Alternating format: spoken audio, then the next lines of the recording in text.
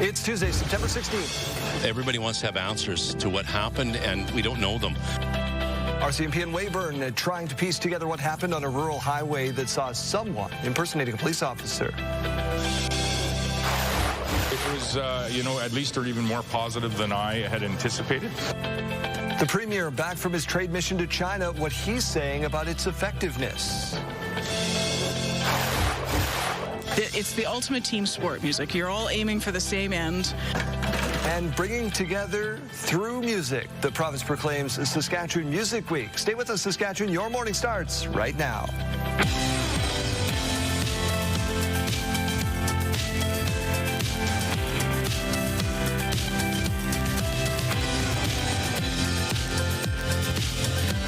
Welcome to Your Morning Saskatchewan. I'm Daryl Rummels. And I'm Kayleen Sawatsky. I hope your Tuesday is off to a great start. We hope you're enjoying our brand new look as well. All the same people here, but some different things, some different toys to play with. Yeah, lots of positive feedback yesterday, so thank you, Saskatchewan. Is your kid sleeping? No, my kid is not sleeping. My kid's not sleeping either. I hope you guys got a good rest. Let's get to your news headlines. Saskatchewan RCMP continue to ask you, the public, for information on a shooting that happened Friday evening of a woman riding in a vehicle near Weyburn. Sierra D'Souza Buds visited the city as police continue to investigate. With so many unknowns up in the air, residents in Weyburn continue to wonder what happened late last week. Everybody wants to have answers to what happened, and we don't know them. And that is unsettling. I think people are sad. I think people are angry. Just after 8 p.m. on Friday, Saskatchewan RCMP received a report of a person who was seriously injured in a black Ford Explorer traveling on Highway 39 about 3 kilometers northwest of Weyburn. Police say a loud crack indicated someone had discharged a firearm, striking the vehicle and injuring the passenger, a 44-year-old woman who was later declared dead at the scene after being shot. The driver of the SUV, who was the only other person in the vehicle, was uninjured. This is a small city, and a lot of us know the individuals that were involved in the incident, and we know their families, and our thoughts and prayers are with them. Since the incident, police have identified the owner of a white pickup truck and a vehicle and trailer that was traveling at the time of the incident. However, RCMP say both owners are not connected to the ongoing suspicious death investigation. In an update on Monday, police asked anyone who have been in the area to come forward, stating maybe you were hunting or target shooting, or perhaps you were with or know someone who was. Maybe you have vehicle dash cam footage from traveling Highway 39 that night, adding to please give investigators a call to assist in getting answers for the victim's family and community. We are putting our faith in our community to stand together, support one another, and trust in the RCMP that they will move this investigation along. As the investigation continues, RCMP says it has received many tips from the public so far, which has pushed the investigation forward, and urges anyone with additional information to contact police. Sierra D'Souza Buds, CTV News, Weyburn. Weyburn RCMP are also investigating a potential impersonation of a police officer. On September 13th, just after 10:30 p.m., an individual was driving down a grid road, police tell us, near Mydale, when a vehicle showed up behind them with blue and red flashing lights. Both vehicles slowed down, but the one with the blue and red flashers sped up and fled the scene. The vehicle is described as a 2000s Chevy heavy-duty truck, granite gray in color with a flat deck and heavy-duty rack. The blue and red flashing lights were mounted near the rear view mirror. Anyone with information has to call police or Crime Stoppers. The House of Commons is back. The Prime Minister and Conservative leaders set to the tone yesterday in what's expected to be a busy fall sitting. Mr. Speaker, why is it that all of this Prime Minister's promises of yesterday turn into today's disappointments? He missed the largest tax cut for 22 million Canadians. He missed the cut on the GST for new homes. He missed. Prime Minister Mark Carney and opposition leader Pierre Poilievre traded shots as they faced off for the very first time in the House. The parties will have to work together on issues like housing, bail reform, and others. There is also a budget coming this fall at some point. The minority Liberals will need help moving its agenda forward. Opposition leaders say they're open to working with the Liberals, but no one is making any commitments right now. Today, Prime Minister Mark Carney will chair a cabinet meeting at 8 o'clock our time and then meet with Premier Scott Moe and canola industry leaders this afternoon. Elections Canada now says foreign interference did not impact the results of the last federal election, but it will be launching a review into special ballots. We had prepared to deliver an accessible and secure election, and we did. In a tabled report, in Parliament Elections Canada says the snap election in April was free from foreign interference and cost about $570 million to deliver. A record 8.7 million people, or 44%, voted before Election Day. The organization will now start looking at ways it can expand service to accommodate the continued growth of early voting. It will also be reviewing its special ballot process after there were problems in the riding of Terrebonne. The wrong postal code of the local elections office was printed on the label and the mail-in ballots. The Liberal win in that riding is being challenged by the Bloc in Quebec's Superior Court. A courtroom full of potential jurors in the assault trial of a former school principal was unexpectedly sent home yesterday. Jeremy Dodge following this story. The obvious question, Jeremy, is why?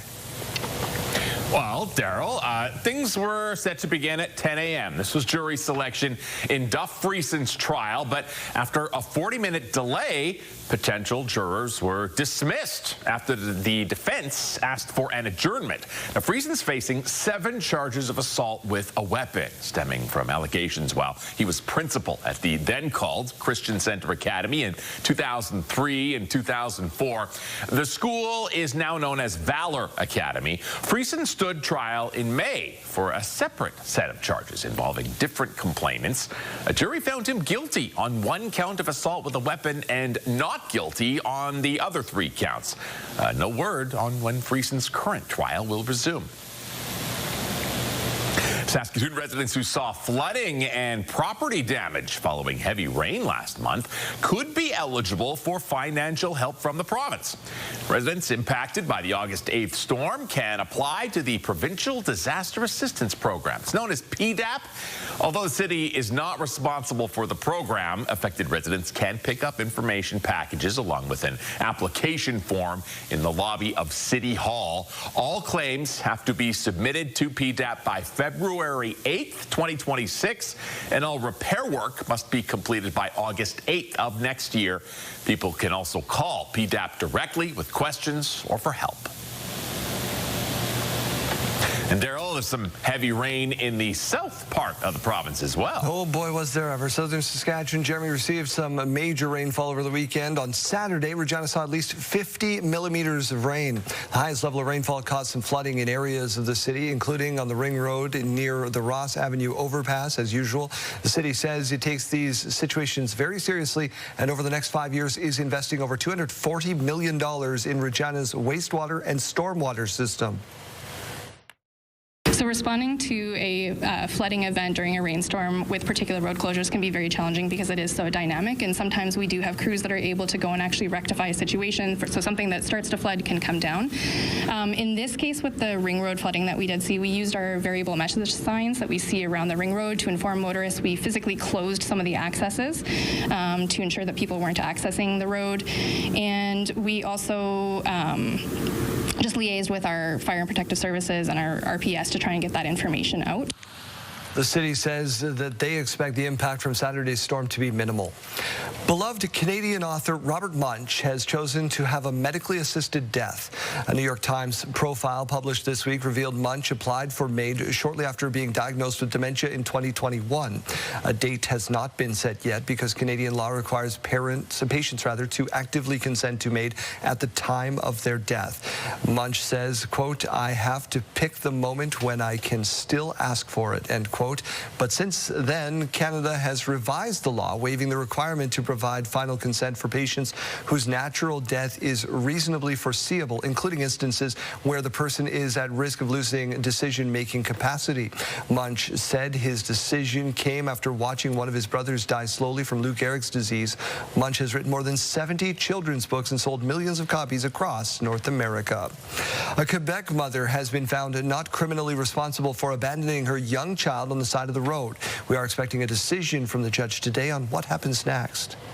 For now, psychologically, it's hard. It's hard for the family. The father of the young lady told us that she cannot be left alone anymore. In June, the 3-year-old girl was left on the side of the road in Ontario, then found alive after a 3-day search. The mother told police she believed her daughter was possessed and controlled by a former colleague she had an affair with. The Crown says she should stay in psychiatric institutions for treatment. The young girl remains in custody with her father. Vaughan, north of Toronto, is getting rid of its speed cameras. What do you think of this idea? City Council voted in favor of scrapping the program and focusing instead on traffic calming measures. Vaughan will also work with the York region to suspend the use of cameras along regional roads in the city. Vaughan started using speed cameras in April, then suspended the program over complaints from drivers.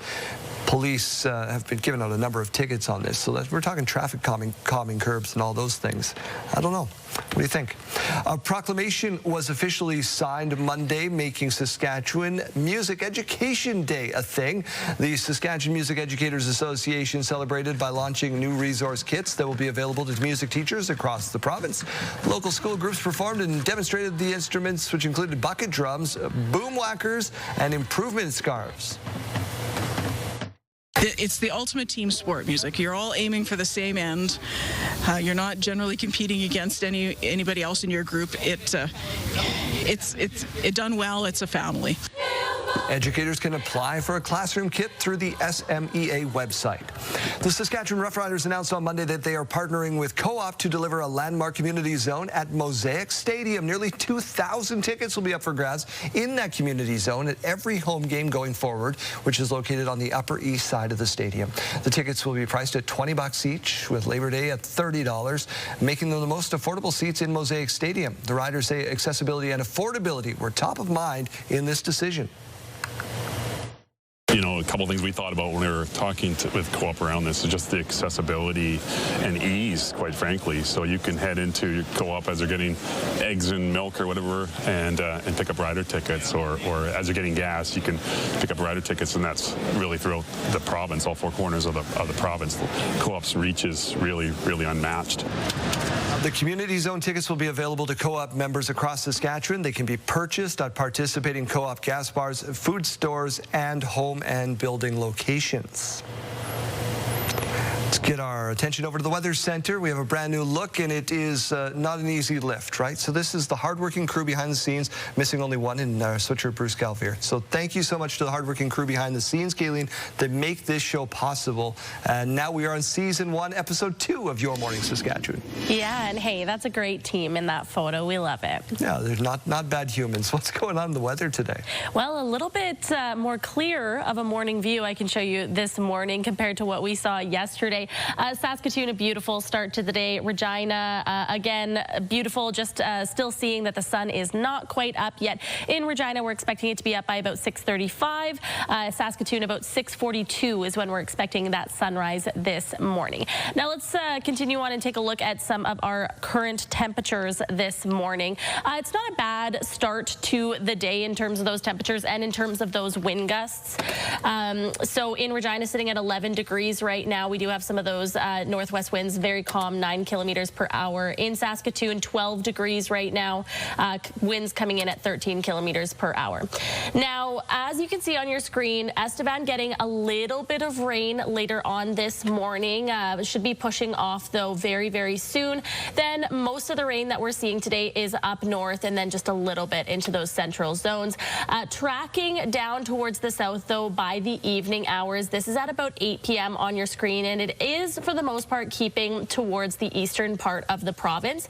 And then when that storm activity appears overnight, we mainly see it as it gets into Manitoba, and then it circles back around to the Parkland region, bringing some of that storm activity to Yorkton tomorrow morning at about 11:45. Current temperatures now showing that Spiritwood is at 14 degrees, La Ronge at 15 degrees, Nipawin starting the day at 14 degrees, Moose Jaw at 12 degrees, Yorkton at 15 degrees, and Estevan waking up to that 13-degree temperature.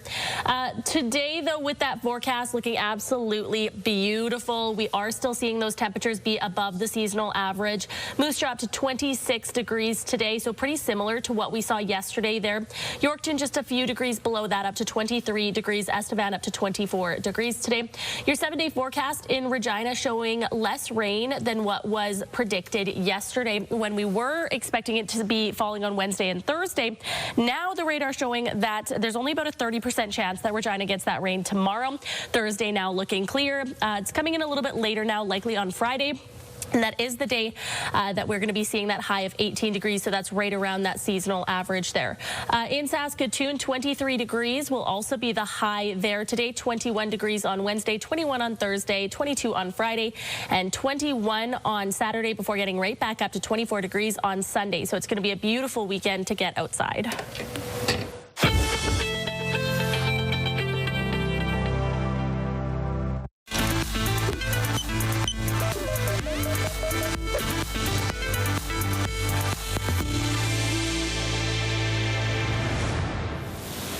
When it comes to your heartbeat, rhythm matters. With more, here is Melissa Adan.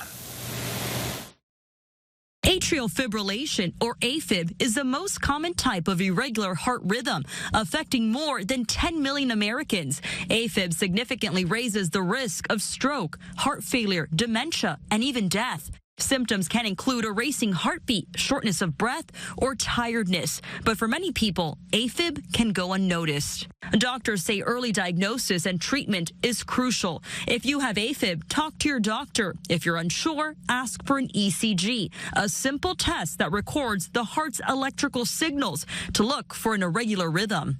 Ask your doctor about stroke prevention, benefits versus risks of anticoagulant meds, and when rhythm-controlling drugs or ablation procedure is necessary. Lifestyle changes matter too. Weight loss, sleep apnea, blood pressure control can make a big difference by easing strain on the heart, reducing the number of AFib episodes, and improving how well medical treatments work. With this Medical Minute, I'm Melissa Adan.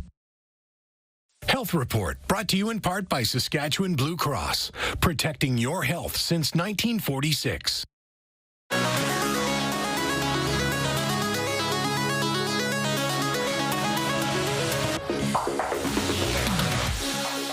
Well, in case you missed it, Justin Bieber created a buzz in Cambridge, Ontario last week. He visited a number of businesses in the area, including this pub and pool hall.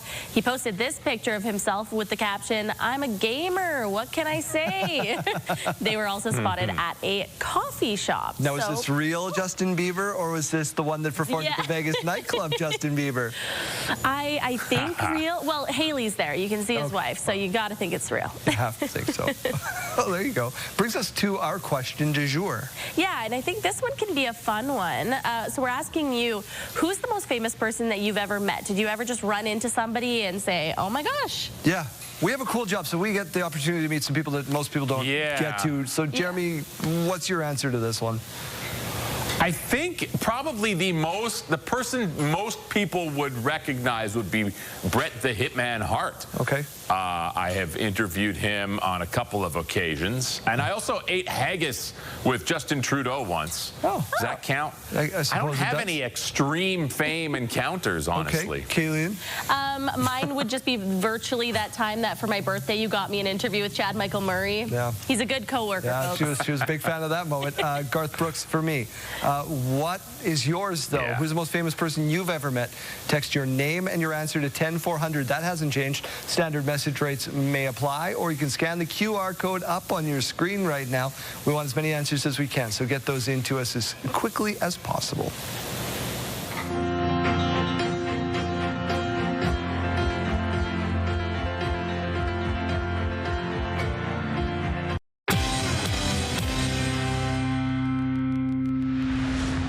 Look at our school day forecast now. This is brought to you by CAA Saskatchewan.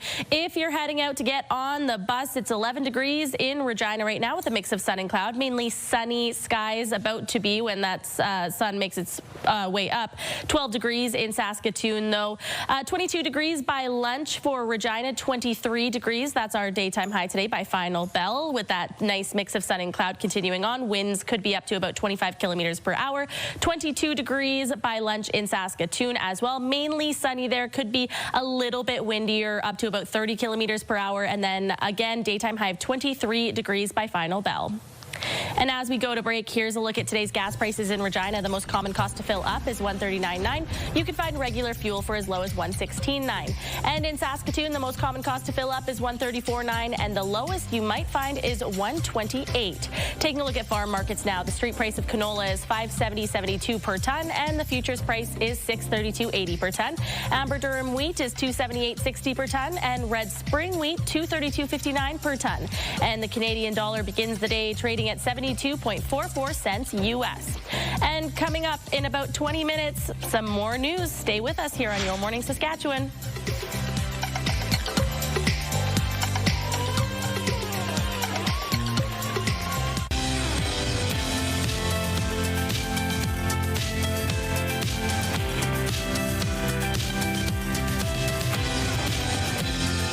Welcome back to Your Morning Saskatchewan. It is 6:30. Here's what's making news. The Premier on his way to Ottawa now, following a recent trip to China and Japan.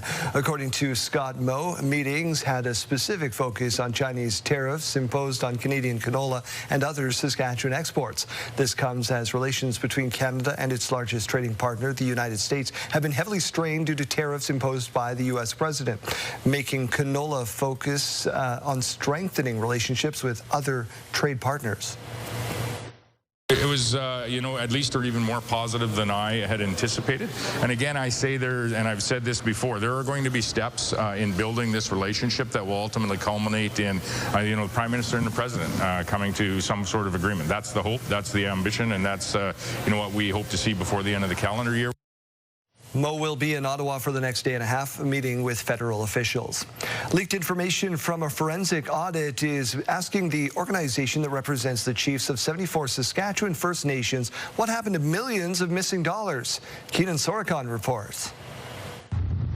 The Federation of Sovereign Indigenous Nations is being asked to explain more than $34 million in expenses. A leaked photo of a forensic audit presentation from an Indigenous Services Canada investigation shows questionable, ineligible, and unsupported transactions dating back to April 1st of 2019. The audit performed by KPMG reviewed more than $47 million in transactions, flagging more than $34 million worth of them, separating $3.7 million as ineligible, more than $30 million as questionable, and $155,000 as unsupported. The FSIN did not respond to CTV's request for a comment and refused to allow any questions about the audit at a news conference for a separate matter Monday. But Premier Scott Moe addressed the audit after landing in Saskatoon from his Chinese trade mission. If there are issues, we would always be looking at ensuring that we are protecting not only the investments that Saskatchewan people are making that may relate to the FSIN, but are protecting, how those investments are actually flowing to individuals and to communities. The largest item is more than $23 million in COVID-19 funding. Another item questions nearly $8 million in administration fees. Indigenous Services says it first met with FSIN leadership in June as an opportunity to submit more documentation, then returned last week to present the findings, saying, as next steps, the audit report will be finalized and a summary letter will be sent to the Federation of Sovereign Indigenous Nations detailing recommendations. A summary of the audit findings will be posted to the Indigenous Services website and be available to the public by the end of the month. Keenan Sorokon, CTV News, Saskatoon. U.S. President Donald Trump will arrive in the UK today for the start of his second state visit. The President and First Lady will touch down during the evening in the UK. The schedule really gets underway tomorrow when King Charles III will host the President at Windsor Castle. Expect pomp and pageantry with horse-drawn carriages, military honor guards, and an elaborate bouquet. President Trump will meet with UK Prime Minister Keir Starmer on Thursday. U.S. officials say they expect to announce $10 billion in deals. President Trump is the first U.S. president to be invited for a second state visit to the UK. Tyler Robinson, the man accused of fatally shooting U.S. conservative activist Charlie Kirk, is expected to appear in court today. Prosecutors in Utah are expected to formally charge Robinson with murder this afternoon. Robinson is expected to attend the hearing remotely from his jail cell. Kirk was fatally shot at Utah Valley University last week. Robinson was arrested 2 days later after an intense manhunt. The Israeli military said says an expanded operation into Gaza City is now underway, with Israel warning residents to leave. Heavy strikes have been reported overnight. Israel's defense minister saying, quote, Gaza is burning, end quote. Israel has been telling Gaza City residents to evacuate for the past month. There are reports at least 20 Palestinians have been killed in the overnight attacks. 2 men were sent to hospital after being assaulted during a robbery at a home in the Pleasant Hill neighborhood in Saskatoon. Police say they were called to the residence in the 100 block of Avenue S South on Saturday morning around 6 o'clock. 3 men inside the home at the time reported 2 people they did not know came into the house armed with a knife, baton, and a gun and assaulted 2 of them. They stole some belongings before leaving. The 2 men attacked aged 34 and 35 were treated for non-life-threatening injuries. Police say a 51-year-old woman was forced to jump from a window of a home on the 400 block of Avenue S South in Saskatoon. Police were called about 10 o'clock Friday night. The victim said a woman she knew was in the home threatening her with a gun. The victim escaped and the suspect left and was found not long after. The 30-year-old had a machete but not a gun. She is now facing break-and-enter and weapons charges. No one was hurt after a small plane crashed into a field in the east end of Toronto's high school. Our crews found a small plane that had crashed just shy of the soccer field into the parking lot right beside the grandstand. This happened at around 8 p.m. Eastern time. At the time, people were playing soccer on the field. 3 people were on board the plane. Toronto's fire chief said that people in the plane were in their 30s and 40s. Transport Canada now handling the investigation. Nature Regina held their monthly meeting speakers series last night at the Royal Saskatchewan Museum. Dr. Ryan Fisher from the Royal Saskatchewan Museum was a speaker. He presented on their urban wildlife monitoring research called the Urban Wildlife in a Prairie City. Fisher says urban areas are some of the fastest expanding ecosystems in the world, and their research looks at how the ecosystem and wildlife habitat in and around Regina has changed since settlement. Regina is this really diverse place for urban wildlife. We have all sorts of different animals that call Regina home, and so we're doing a pretty good job managing the city for wildlife as well as people. Another part of their talk Monday night focused on a recent monitoring project using automated recording units and trail cameras to understand how birds and mammals respond to urbanization in Regina. Producers hard at work in the fields. Here's a great shot from my cousin Kathy out in Gull Lake, Saskatchewan. Kayleen. Beautiful shot there. You can see the sun coming up through those through the wheat there. Beautiful shot. A little artistic. Yeah. And maybe some sunshine to get the crop off the field. Do they get that today? We absolutely are going to be getting that sunshine today, and we're not really seeing too much precipitation in the forecast. Just a little bit starting up north today, and then it's going to be tracking south. Not so much reaching far down in the southern part of Saskatchewan. Really just reaching that central part late this evening, and I'll show you that in just a moment. What I do want to show you first of all, though, the sun fully up in Regina now. Take a look at those beautiful autumn colors. This is one of my favorite times of the year, especially when we're still seeing those summer-like temperatures, but we get this beautiful view. In Saskatoon, the sun coming up just a little bit slower this morning, should be fully up in just a few minutes time. Temperatures really nice to start our day as well. So 11 degrees right now in Regina, a nice mix of sun and cloud, and winds coming in at 9 kilometers per hour. In Saskatoon, sitting at 12 degrees to start the day. Again, just a few clouds up in the sky, and winds currently coming in at 13 kilometers per hour. Now, we do have just a little bit of rain on your screen right around Estevan. This is going to be falling just a little bit later this morning, and then it's going to be pushing off. Now, again, we were talking about that rain that's going to be starting mainly up north, though, today, and then you can see that right east of L'Orange. They're tracking down towards the south, though, bringing some more rain with it down through those central zones into those late evening hours. The afternoon, though, looking clear for a lot of places in the province, especially as we turn our attention to the west. Now, this is tomorrow at about noon. You can see Yorkton going to be getting some rain, likely to be coming with some of that storm activity as well. Right now, our radar is showing only about a 30% chance of that reaching Regina tomorrow afternoon. Now, later on today, we're going to be seeing some temperatures above the seasonal average, 24 degrees for Swift Current, about 23 degrees for Yorkton today, 23 degrees also expected for both Saskatoon and Regina, and 21 degrees expected for Prince Albert. And let's take a look at how those numbers compare on this almanac here. So the average for Regina this time of year, 18.4 degrees, average for Saskatoon about 17.4. Last year, Regina was sitting at 28 degrees as a high on this day, and 24 degrees for Saskatoon last year. The record was back in 1908 for Regina. That was 33.3, and 33.5 for Saskatoon. That was back in the year 1979. Here's a look at your 7-day forecast for Regina tomorrow, reaching that high of 20 degrees. Again, only about a 30% chance of getting some rain tomorrow, but we could be seeing some more of that rain start falling on Friday when the temperatures drop to about 18 degrees, going back up for the rest of your weekend. In Saskatoon, 21 degrees tomorrow, 21 on Thursday, 22 on Friday, and then 21 on Saturday, getting back up to 24 degrees by Sunday. All right, so your morning just got a whole lot richer. We're giving away a staggering $20,000, and it's time for today's code word. Imagine what you could do with an extra 20 grand. Today's code word is morning. Head to the contest page on our website or scan the QR code on your screen. Enter that code word along with your info for your chance to win CTV Your Morning Saskatchewan's $20,000 giveaway. Make sure to watch us tomorrow for a brand new code word. Good luck.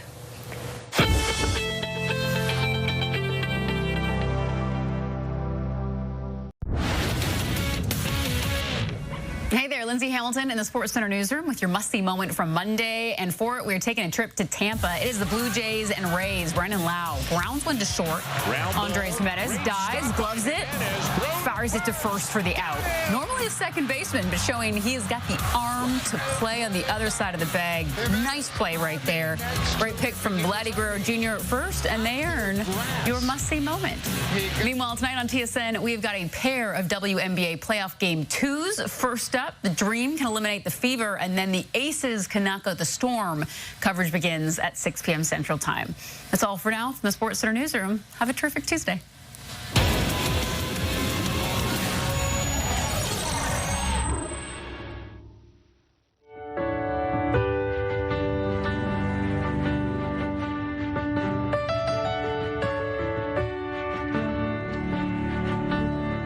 Premier Scott Moe is on his way to Ottawa, returning from a recent trip to China and Japan. He's back from that trade mission, focused on trying to remove or at least reduce tariffs on Canadian canola. Our next guest is the leader of the opposition in this province, Carla Beck. Thank you so much for being here on a brand new set. Great to be here on the new set, Darryl. It's very fancy. Listen, obviously you've seen what the Premier is up to in the task force trying to get those canola EVs reduced. You've been out in the province, I saw on social media, talking to farmers, producers. What's the message you're hearing? I'm hearing that there's a huge urgency right now to have these tariffs removed. We're in a window right now where producers really need all leaders in this country to be focused on having these tariffs removed. You know, we've been calling on the government for months now to address this issue with the urgency that it requires, that we're hearing from producers that they want from their leaders. I'm glad that the Premier went. It's unfortunate that it took so long for them to take this step. What's your push going to be when we get back to the legislative building? We've got a lot to work with when we get back into the session in October. Certainly tariffs. Specifically on this file. Specifically on this file. Look, this is not about participation ribbons. This has to be about one goal, and that is having these tariffs removed. We've already seen huge impact. We've seen a huge drop in our exports to China year over year, and this year already. And if this situation continues longer, what we're hearing from producers is that the effects are only going to be ramped up. This is too important for anyone to not be pulling every lever possible to have the tariffs removed. We're a farming-based province, so I will call that issue number one, priority number one for our province as we head back to the legislative session. If that's number one, what's number two for you? You know, many of the concerns that that I don't think will surprise people. Cost of living continues to be a concern for people. We're going to see a number of private members' bills. I've had our MLAs right across the province talking with people, not only about what the problems are, but some of the solutions. We're going to be bringing a private members' bill forward to address some of the issues with our highest in the country rent increases over the last 7 months. Another one was to deal with ER closures. That's right. Again, we continue to hear stories, of course, of rural ER closures in particular, but also concerns that when people drive up needing emergency care, too often they're directed to another hospital. In some cases, the hospital that they've been directed to is also closed. That's unsafe for Saskatchewan people, and we're going to bring forward a private member's bill to deal with that as well. What more can you do from an opposition? You're not obviously in a government position, so you're pushing them, but you can't necessarily force. You know, I see two roles right now with this expanded caucus with 27 members. We're able to bring forward private members' bills, but we're also going to continue to talk with people in this province and show them that after 18 years of the Sask Party government, that they can see with their own eyes. We've seen many concerns go unheeded to see this government ignore them. You've been very critical, but can you guys work together to get some of these things done? You know is what? That possible? If there is a role for us to play in some of these issues to reduce costs for Saskatchewan people, to see tariffs removed, you bet. This whole team is focused on not only fulfilling our role as the official opposition, but to deliver results for Saskatchewan people. And will they work with you? I hope that they would. These issues are too important. They impact people in this province, and I think that's what people expect of their leaders. Ms. Beck, thank you, and good luck when you get to the session. Thank you, and congratulations on the launch. Thank you. Appreciate that. Well, check your fuel gauge. Today, when you fill up your tank at any co-op gas bar, a minimum of 5 cents will be donated back to the community. It is called Fuel Good Day, and Janelle Pai is on location this morning to find out more. Janelle. That's right, Jeremy. A really exciting day here for a good part of the city. So Megan and I are down at the South Albert Co-op here this morning. We're going to talk a little bit about what Fuel Good Day is, what it means, what that money goes to, because it's a huge initiative here in the city. So let's start off maybe with an overview on Fuel Good Day. Yeah, no, it's a very exciting day. So today, for every liter of fuel that we sell at any of our Sherwood Co-op locations, we and the Co-op Refinery Complex partner up and will donate 20 cents for every single liter. So that means if you have a vehicle, let's say you have a 50-liter tank, we will donate 10 cents if you fill that tank up today. Or $10, not 10 cents, $10. It's early. That's okay. That is A-okay. Even better. Yeah. So let's talk a little bit now about where that money is going to this year. So we love to keep the money right here in our community. So we donate it to the Cancer Foundation of Saskatchewan, more specifically the Alan Blair Cancer Center here in Regina, to help our friends, our families, our neighbors, and our community members in their fight against cancer. Wow, so a huge initiative, fantastic for the community here. How can people be involved, get up to be a part of this today?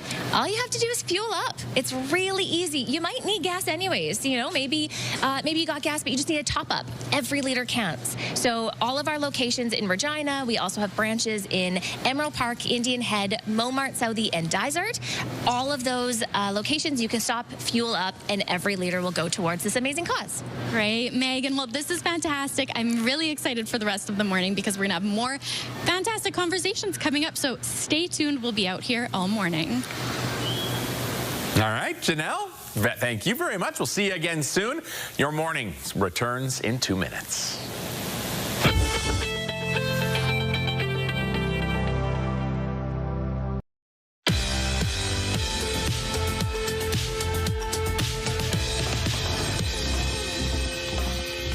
13th, and we have these milestones to share with you. Happy birthday wishes going out to Madison. She's celebrating her 13th birthday, and her mom, dad, and Lexi wrote in and said they love her so much, and they hope this birthday knocks it out of the park. Enjoy.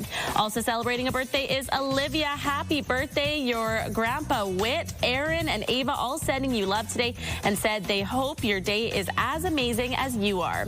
And a double celebration here. We're wishing happy birthday to both Taylor, who is now 11, and Eldon, who is now 8. We hope you both have a super special day. If you have anything that you would like to celebrate, send us your milestones to yourmorningsaskatchewan@ctv.ca. Make sure you send those in one day in advance. Chase, I understand you're moving, and here's why. I saw this on your Instagram post yesterday. You're not a fan of these little critters? I don't think little was the way to describe it. It stopped me dead in my tracks. That was one of the biggest spiders that I ever saw. It just posted out right up at the door when I got home. So, yeah, I haven't been home in over 24 hours now. It's the spider's place now. I'm looking for a place to rent, I guess, until the winter comes along and gets rid of that guy. What's going on the radio? It's been terrifying. So lots going on here today. We're trying to give away some cash. Still, big money montage hasn't gone yet. I thought it was going to tomorrow for sure, but $1,750 coming up here at 7 a.m. At 8, we'll have a concert announcement, and right before that, too, another chance to beat the box office for some Old Dominion tickets. We'll do that right around 7:35 here this morning. All right, Chase, thank you so much for this. We'll see you again soon. Thanks, Daryl. See you next hour.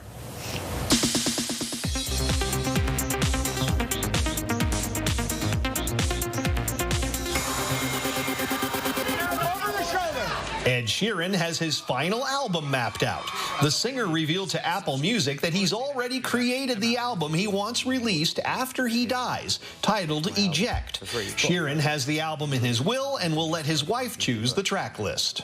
In Hollywood, I'm Rick Damagella.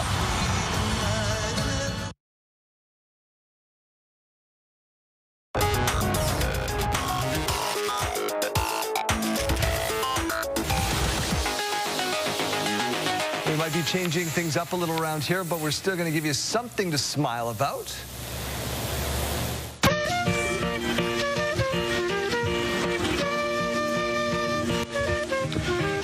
Does it get any more Canadian than this?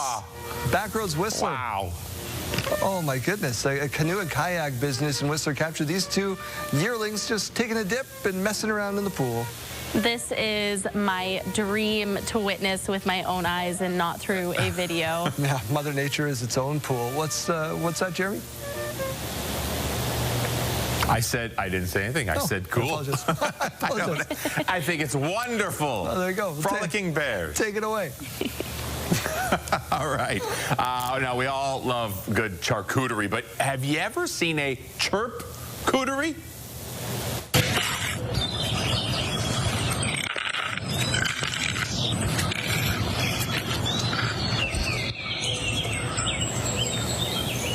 Yeah, this gal named Julie, avid bird watcher, getting tons of views for this ASMR bird feeding video. She's got a bunch of these out on her channel.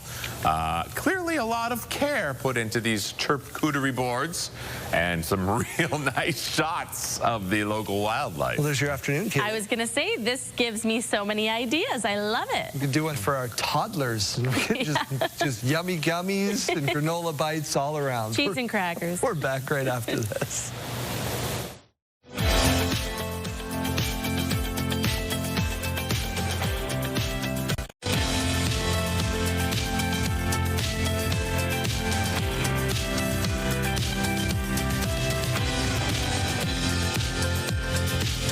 Welcome to Your Morning Saskatchewan. I'm Daryl Reynolds. And I'm Kayleen Sawatsky. We hope your day is off to a great start. Probably noticed a few changes around here. Things looking a little different here at CTV this morning. The hosts and the great content you've expected over the years are still the same, but we've got some new fun stuff too. Yeah, and we've been having fun with it. Yeah. Some nice little enhanced screen's going to keep you updated on weather, news headlines and stuff like that, and then she's going to give you the full context. Yeah, just a few minutes away. There you go. We're going to get to that first. Your news. Saskatchewan RCMP continue to ask you, the public, for information on a suspicious death investigation of a woman near Weyburn that happened on Friday just after 8 p.m. Saskatchewan RCMP received a report of a person seriously injured in a black Ford Explorer traveling on Highway 39 northwest of Weyburn. Police say someone shot the vehicle, injuring the passenger, a 44-year-old woman who was later declared dead at the scene. The driver of the SUV, who was the only other person in the vehicle, was uninjured. Police have since identified the owner of a white pickup truck and a vehicle that was hauling a trailer and traveling nearby at the time, both unconnected. This is a small city, and a lot of us know the individuals that were involved in the incident, and we know their families, and our thoughts and prayers are with them. And of course, you know, I do want to say that our thoughts are also with the local Weyburn responders who were first on scene, local EMS and the Weyburn Police Service. This is a very traumatic thing to come across on a Friday evening. RCMP say it's received many tips from the public so far and urge anyone with more information to come forward. Weyburn RCMP also investigating a potential impersonation of a police officer. On September 13th, around 10:30 at night, an individual was driving down a grid road near Mydale when a vehicle slowed down behind them with red and blue flashing lights. Both vehicles would slow down, but the one with the flashers sped up and left the scene. That vehicle is described as a 2000s Chevy heavy-duty truck, granite gray in color with a flat deck and a heavy-duty rack. The blue and red flashing lights were mounted near the rearview mirror. Anyone with information has to come forward on that one as well. The Prime Minister has a slew of meetings today on day 2 of the fall sitting of Parliament. Mark Carney will meet with his cabinet this morning with no shortage of issues to cover. In addition to the fall budget, the Liberals face challenges on housing, immigration, and the ongoing affordability crisis. Yesterday, Carney and Conservative leader Pierre Poilievre has set the tone for what's expected to be a busy fall sitting. A courtroom full of potential jurors in the assault trial of a former Saskatoon school principal unexpectedly sent home yesterday. Jeremy Dodge following this closely for us. The obvious question here, Jeremy, is why? Yes, why indeed? Well, it was jury selection day in Ruff Riders' trial, set to start at 10 a.m. There was a 40-minute delay, and then potential jurors were dismissed after the defense asked for an adjournment. Now, Friesen is facing 7 charges of assault with a weapon stemming from allegations while he was principal at the then-called Christian Center Academy in 2003 and 2004. The school is now known as Valor Academy. Friesen stood trial in May for a separate set of charges involving different complainants. A jury found him guilty on 1 count of assault with a weapon, but not guilty on the other 3 counts. No word on when Friesen's current trial will resume. Saskatoon residents who saw flooding and property damage following rainfall last month could be eligible for financial help from the province. Residents impacted by the August 8th storm can apply to the Provincial Disaster Assistance Programs, known as PDAP. Although the city's not responsible for the program, affected residents can pick up information packages along with an application form in the lobby of City Hall. All claims have to be submitted to PDAP by February 8th, 2026, and all repair work must be completed by August 8th of next year. People can also call PDAP directly with any questions or to get some help. All right, Daryl, we have some breaking news this morning.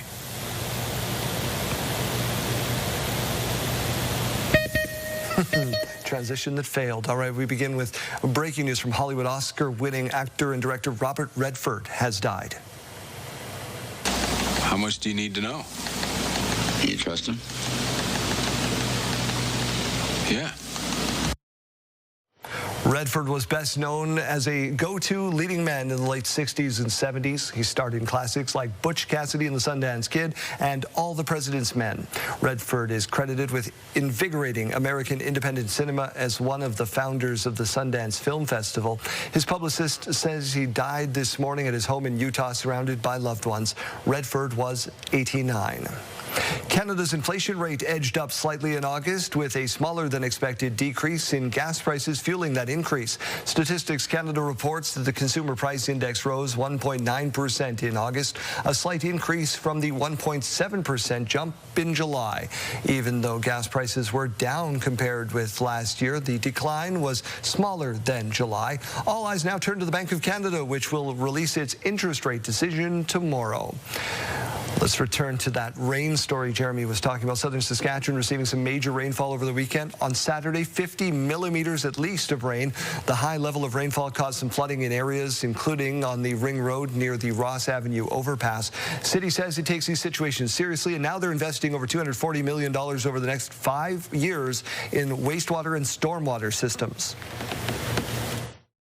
So responding to a flooding event during a rainstorm with particular road closures can be very challenging because it is so dynamic, and sometimes we do have crews that are able to go and actually rectify a situation so something that starts to flood can come down. In this case with the Ring Road flooding that we did see, we used our variable message signs that we see around the Ring Road to inform motorists. We physically closed some of the accesses to ensure that people weren't accessing the road, and we also just liaised with our Fire and Protective Services and our RPS to try and get that information out. City says they expect the impact from Saturday's storm to be minimal. Canadian children's author Robert Munch has been approved for medical assistance in dying. A profile in the New York Times revealing that Munch applied for MAID not long after being diagnosed with dementia. The 80-year-old went public with his diagnosis in 2021. Munch has written more than 70 children's books over the past few years, including The Paper Bag Princess, My Favorite, and Love You Forever. The U.S. military has destroyed an alleged Venezuelan drug vessel, killing 3 people. U.S. President Donald Trump says the drug vessel was destroyed as it traveled in international waters on the way to the U.S., but provided no evidence that the boat was carrying drugs. Shortly before, his Venezuelan counterpart said Caracas would defend itself against U.S. aggression, calling America's top diplomat Marco Rubio the Lord of Death and War. Tensions between the two countries escalated after the U.S. deployed warships to the southern Caribbean on what officials said were counter-narcotics operations, carrying out a strike that killed 11 people. Alberta Premier Danielle Smith says her government is adding mandatory proof of citizenship to driver's licenses and other IDs. Why are we doing this? Because we believe in making things better, faster, and more convenient for everyone. Smith telling reporters in Calgary the change will make it easier for students and people with disabilities to get funding for certain programs. She also says these measures are meant to protect democracy. Elections Alberta says it's issued 3 reprimands for ineligible voting since 2023's provincial election. Starting soon, you'll be able to get a side of Canadian Tire money with your double-double. Canadian Tire announced its partnership with Tim Hortons for its rewards program, launching sometime next year.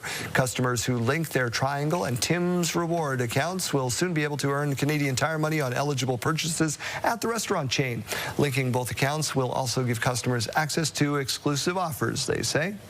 The Saskatchewan Ruff Riders announced on Monday they are partnering with Co-op to deliver a landmark community zone at Mosaic Stadium. Nearly 2,000 tickets will be up for grabs in the community zone at every home game going forward, which is located on the Upper East side of the stadium. The tickets will be priced at $20 each, with Labor Day at $30, making them the most affordable seats in the building. The Riders say accessibility and affordability are top of mind. You know, a couple things we thought about when we were talking with Co-op around this is just the accessibility and ease, quite frankly. So you can head into Co-op as they're getting eggs and milk or whatever, and pick up rider tickets, or as you're getting gas, you can pick up rider tickets, and that's really throughout the province, all 4 corners of the province. Co-op's reach is really, really unmatched. The community zone tickets will be available to Co-op members across Saskatchewan. They can be purchased at participating gas bars, food stores, and home building locations. Shout out again to our hardworking farmers trying to get the crop off the field. My family out in Gull Lake, Saskatchewan, and Bercy as well. Kayleen, they need to get that crop off the ground, so they need some warmer temperatures for the next few days. Well, some great news for those producers that are working hard out there in the fields right now, because we're going to be seeing a whole lot of sunshine on the way today and in our 7-day forecast, so that's some great news. Very low wind speeds, as we know that those can be very damaging to the crops as well. So some great news. 11 degrees right now for Regina. We are seeing some clouds up in the sky this morning, but some fairly calm winds. 12 degrees waking us up in Saskatoon. So great start to the day. The radar and satellite, though, showing all that precipitation that we got yesterday, mainly affecting areas to the east. And that's also where we're seeing some more precipitation today. We're not seeing it so much across the western border with Alberta. Where we are seeing it starting is way up north to start our day. That does come with a little bit of storm activity. And then that's going to be tracking south, but right along the eastern border with Manitoba. Then it's going to kind of circle around. It's going to curve back over to the Parkland region overnight, bringing some more rain there, and then into tomorrow morning and into early tomorrow afternoon as well. This is at about 12:15 on your screen tomorrow. About a 30% chance of that reaching Regina. So it is low, but again, it is possible. 14 degrees to wake us up in Prince Albert this morning. Hudson Bay at 15 degrees. A few degrees cooler is Moose Jaw at 12 degrees this hour, and Assiniboia waking up to 10 degrees. Temperatures this afternoon, again, a great day to get outside. Swift Current reaching 24 degrees. Moose Jaw up to 26. Yorkton up to 23, and Estevan up to 24 degrees with that mix of sun and cloud. Your 7-day forecast in Regina, as I mentioned, only about a 30% chance of getting some light drizzle tomorrow, so don't worry too much about that. Highs, though, still going to be above the seasonal average until Thursday. That's when it drops down to right around that seasonal average. And then getting right back up for our weekend, 24 degrees expected by Sunday.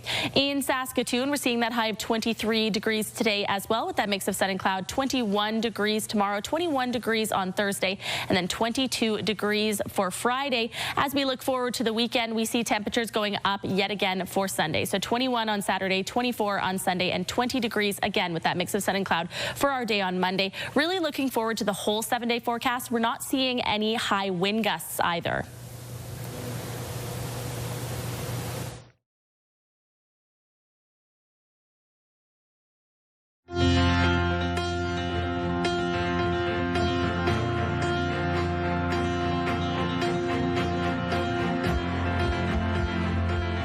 Ahead on your morning, the Premier is back from China. What he's saying about the trade mission. Gaza City residents asked to leave as another strike is incoming. The latest from that situation. At about 7:40 on CTV Saskatoon and Prince Albert. Picture this. What's new with the Saskatoon Photography Club? And on CTV Regina and Yorkton, meet the next adorable adoptable from the Regina Humane Society. Let's take a look outside as we head to break. We're back in just a couple of minutes here on CTV Your Morning Saskatchewan.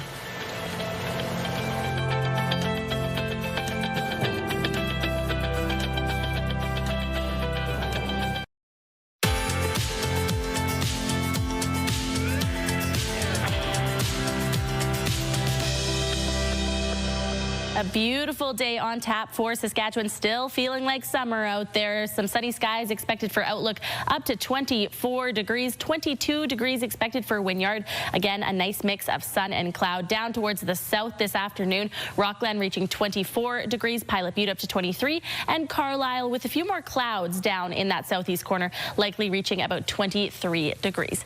Now let's take a look at Lanigan, where internet speeds up to 1 gig are available from SaskTel. We're going to be seeing that high of 22 degrees today. Mainly sunny skies and some northwest winds coming in between 20 to 30 kilometers per hour.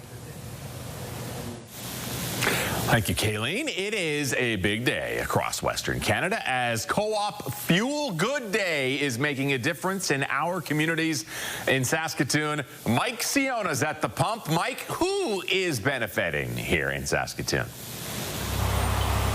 Well, this year, Saskatoon Co-op and Big Brothers Big Sisters Saskatoon is the partnership. And so that's who's benefiting first and foremost. But really, it's all of us who are benefiting because we can fuel good, quite literally today. I'm joined by Kristen Howell from Co-op here. And it really is all about fueling good. But let's start with that partnership with Big Brothers Big Sisters. How important is it to support a local initiative like that? Yeah, you know, today is a really big day for us, and it means a lot because we're able to team up with our members and customers and give back to organizations like Big Brothers Big Sisters that are really making a difference in our community and need that support. Fantastic. Now, I've done very well. My gas light is going to turn on at some point this morning, and I'm going to cruise Circle Drive until it does so that I can maximize my fueling good because, what, 5 cents per liter? That's how this works? Yeah, so local co-ops across Western Canada partner with charities, and we're doing a minimum 5 cents for every single liter of fuel sold today at our gas bars. I love that. Now, let's talk about kind of the history and the legacy because this is not a brand new initiative. You've been doing this for a long time. Yeah, so this actually marks our 9th year running our Feel Good Day promotion. Like I said, it spans all across Western Canada. And since 2017, we've been able to donate over $300,000 back to our communities. Absolutely incredible. Big brothers, big sisters here in Saskatoon. It's not just at this location at 8th Street. It's anywhere, as mentioned, across Western Canada. Talk to me about how many locations you guys have, and I know you're going to have different events and stuff. Yeah, so we actually span across 10 different communities. We've been able to partner with 9 different local nonprofits that span across all those communities. And like I said, we're just really excited to be able to raise money for them and also shine some light on the amazing efforts and work that these organizations are doing. Fantastic. Well, we are live here in Saskatoon on 8th Street, right by the Home Center, if you know where we are. Come on, swing down and pop by, grab a cup of coffee, and fill your tank. We're fueling good.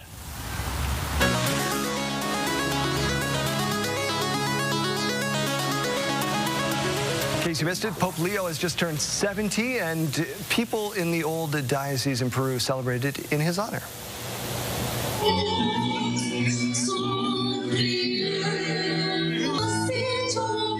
The city's Bakers Association gathered with cakes depicting images of the Pope to celebrate his birthday, so we got Pope cake all over the place. Wow. Spitting image. Yeah. Also got a cake in Rome on Sunday. This guy's got a lot of cake. He's going to be a busy guy. Oh my goodness. Well, congratulations. You made it to another year. A question of the day is what we're going to next. Yeah, so this has been a really fun one. We're asking you this morning, who is the most famous person you've ever met? We have actors, we have singers, we just have performers up on our big board, some politicians as well. Okay. Christine in Moose Jaw saying, I saw Kenny Rogers in a Regina movie theater. Oh, that's a fun one. Are you sure it was Kenny? I think, but like that would be a fun one. What was he seeing? We had Shauna saying Chris Angel, mind freak in Vegas, ended up being on one of his episodes. That's like a bucket list thing, right? Everyone knows Chris Angel, mind freak. Yeah. Cool. We had to do a where is he now? He's still doing his thing in Vegas. Yeah. Another answer in our email saying Brent Butt at Milky Way in Regina. This was during Corner Gas Peak. That would have been so fun. Oh, yeah. Especially at a Regina staple like Milky Way, right? We had Michelle on X saying Tom Hanks. Met him when he was in Regina in 2013 for the Grey Cup. Super nice guy. I like to hear that about actors and performers that I admire, that they're nice in real life. Oh, you're going to love this one. Yeah. Bailey said Jan Arden and sent us a selfie. I am such a Jan Arden fan. I'm really jealous of this one. Okay. We also had Karen S saying that she met Lloyd Robertson from CTV News several years ago covering a story in Yorkton. We have some more answers as well that we're going to be sharing at 8:15, but we also want to hear from you. Text your name and your answer to 10400. Standard message rates may apply, or you can scan that QR code on your screen right now.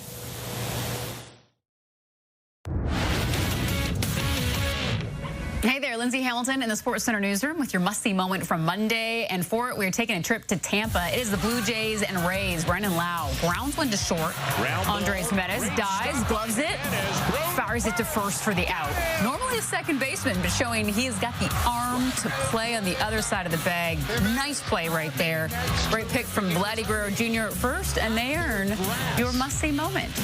Meanwhile, tonight on TSN, we've got a pair of WNBA playoff game 2s. First up, the Dream can eliminate the Fever, and then the Aces can knock out the Storm. Coverage begins at 6 p.m. Central Time. That's all for now from the Sports Center newsroom. Have a terrific Tuesday.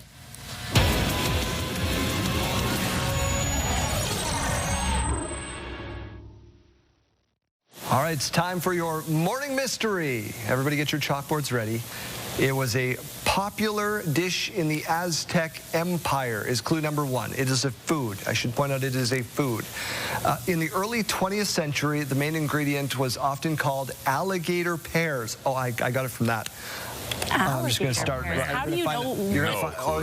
Fun fact. The name of it comes from the Aztec word guacamole. Write your answers. What do you think it is? Okay. You're going to find out that I can't spell this morning. At least this word. I can't. Okay, ready? Oh, right, straight. You ready? Okay. Show your answer. What do you got? I am guessing guacamole from that third one. We got 2. Do we give them full points for just half a word?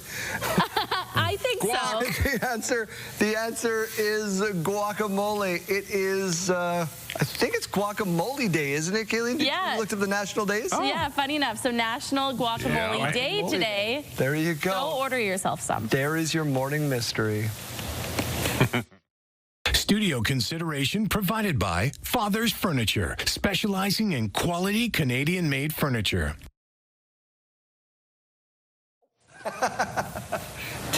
Time now for your school day forecast, brought to you by CAA Saskatchewan. As you're getting on the bus this morning, 11 degrees in Regina, 12 degrees in Saskatoon, 22 degrees expected for both cities by lunchtime. Just a few more clouds down towards the south around that noon hour. By final bell, both cities sitting at that daytime high of 23 degrees. Again, just a few more clouds expected down towards the south, but a little bit of stronger winds in those central zones today. And as we go to break, here's a look at those gas prices in Regina. The most common cost to fill up is $139.9, but you can find regular fuel for as low as $116.9. And in Saskatoon, the most common cost to fill up is $134.9, and the lowest you might find is $128. Taking a look at those farm markets, the street price of canola is $570.72 per ton, and the futures price $632.80 per ton. Amber Durham wheat at $278.60 per ton, and red spring wheat at $232.59 per ton. And the Canadian dollar begins the day trading at 72.44 cents U.S. After the break, Premier Scott Moe set to meet with the Prime Minister today following a trip to East Asia. More details coming up.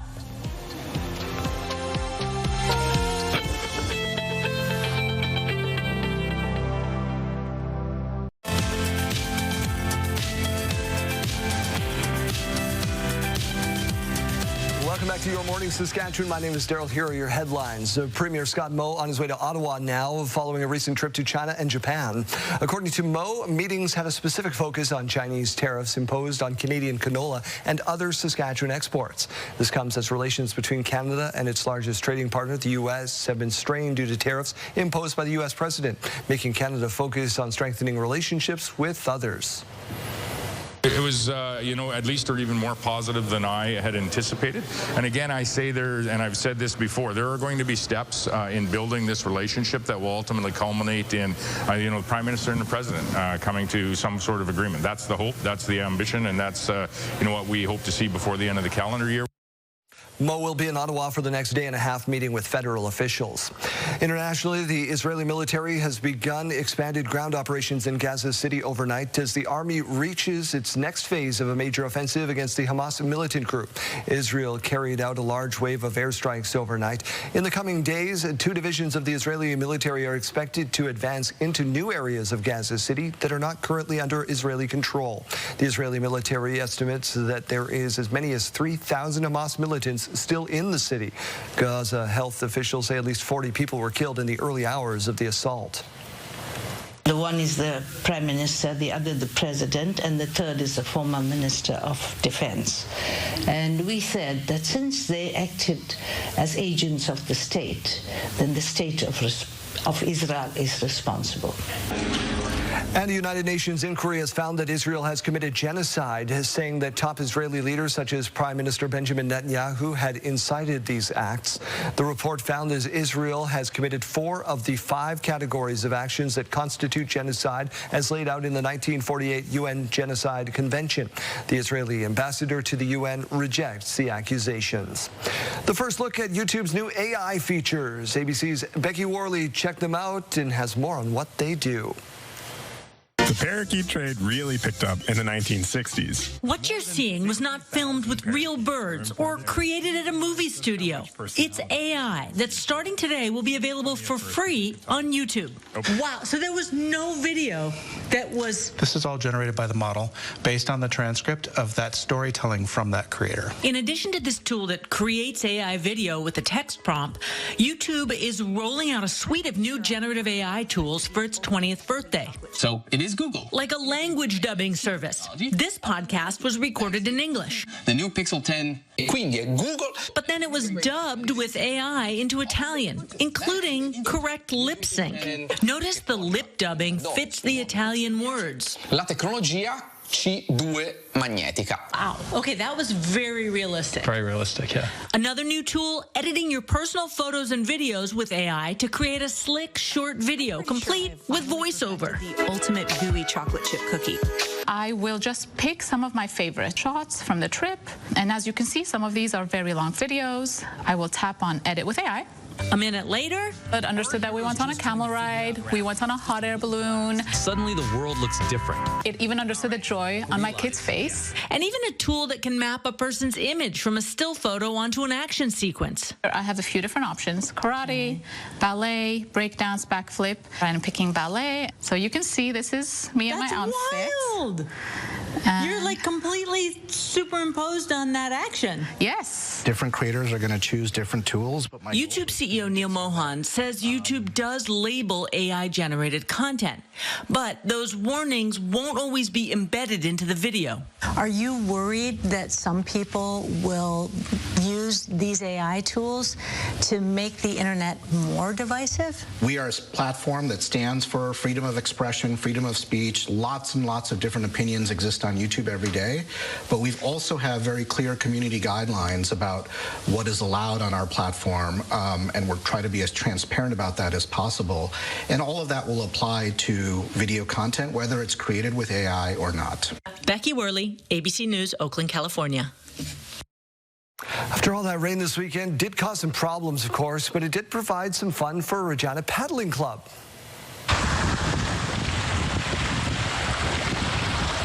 Members of Rapid, a Regina recreational paddling club, took to Wascana Creek on Sunday and experienced some rare whitewater conditions. The rain that fell in the area had been draining into the creek, creating some perfect water levels for kayaking and canoeing. Flow rate of Wascana Creek rose almost 15 times what it had been the day before. Later in the season like this, completely unexpected.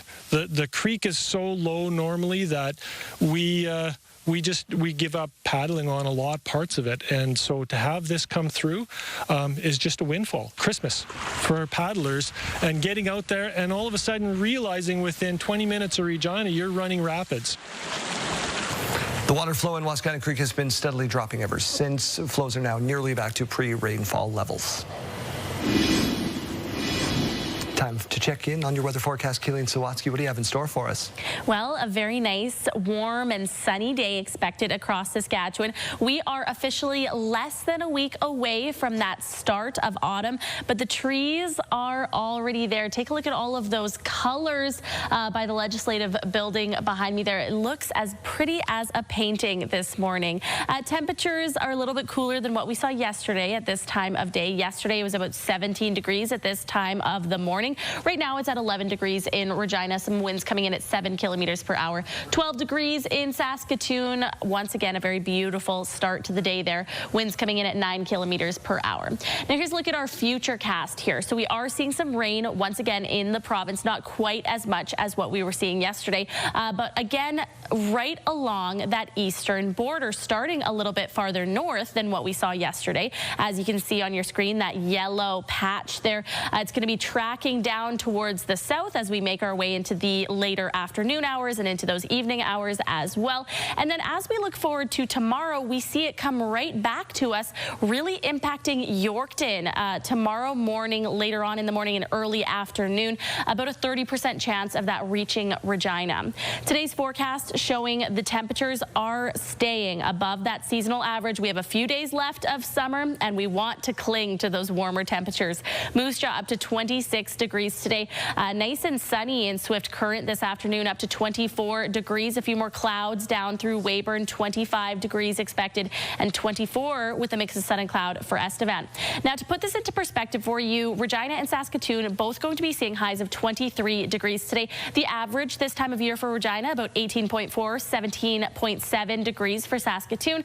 Last year, on this day, September 16th, it was 28 degrees in Regina and 24 degrees in Saskatoon. The record was back in 1908 for Regina. That was 33.3 degrees, and 1979 in Saskatoon, reaching 33.5 degrees.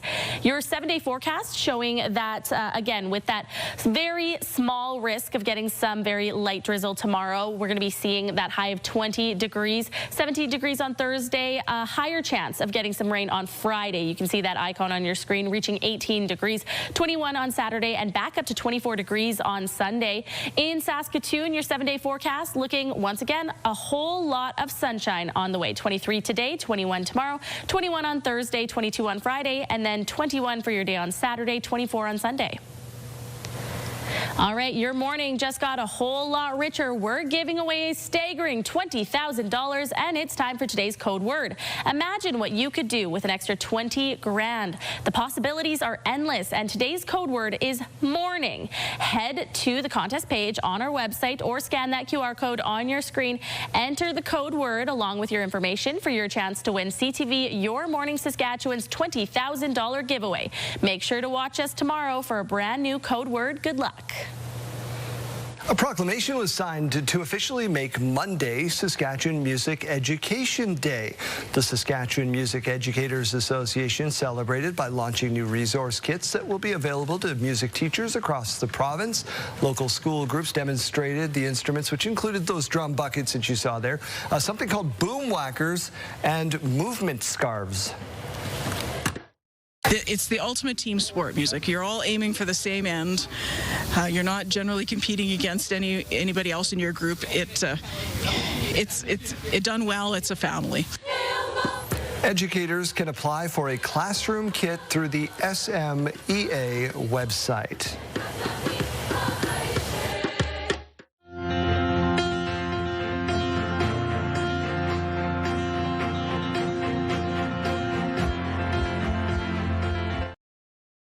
Crime Stoppers is brought to you by Leak Audiology, helping you live well with better hearing.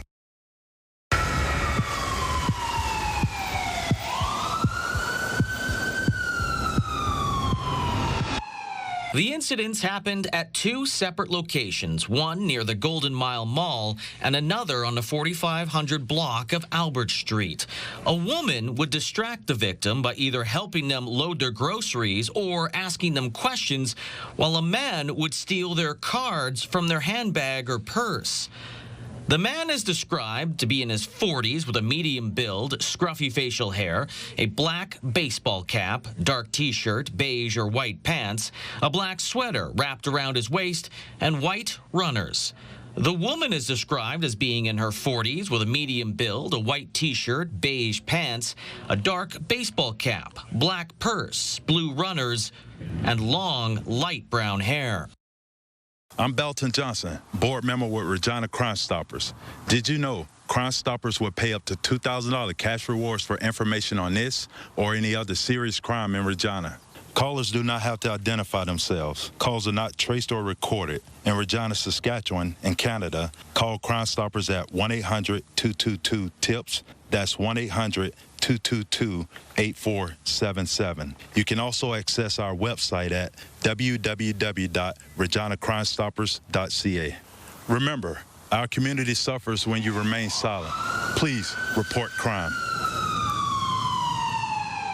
Let's meet our pet of the week. We always have someone adorable to show off. Bill Thorne from the Regina Humane Society joining us for this. Bill, who do you have with you this morning?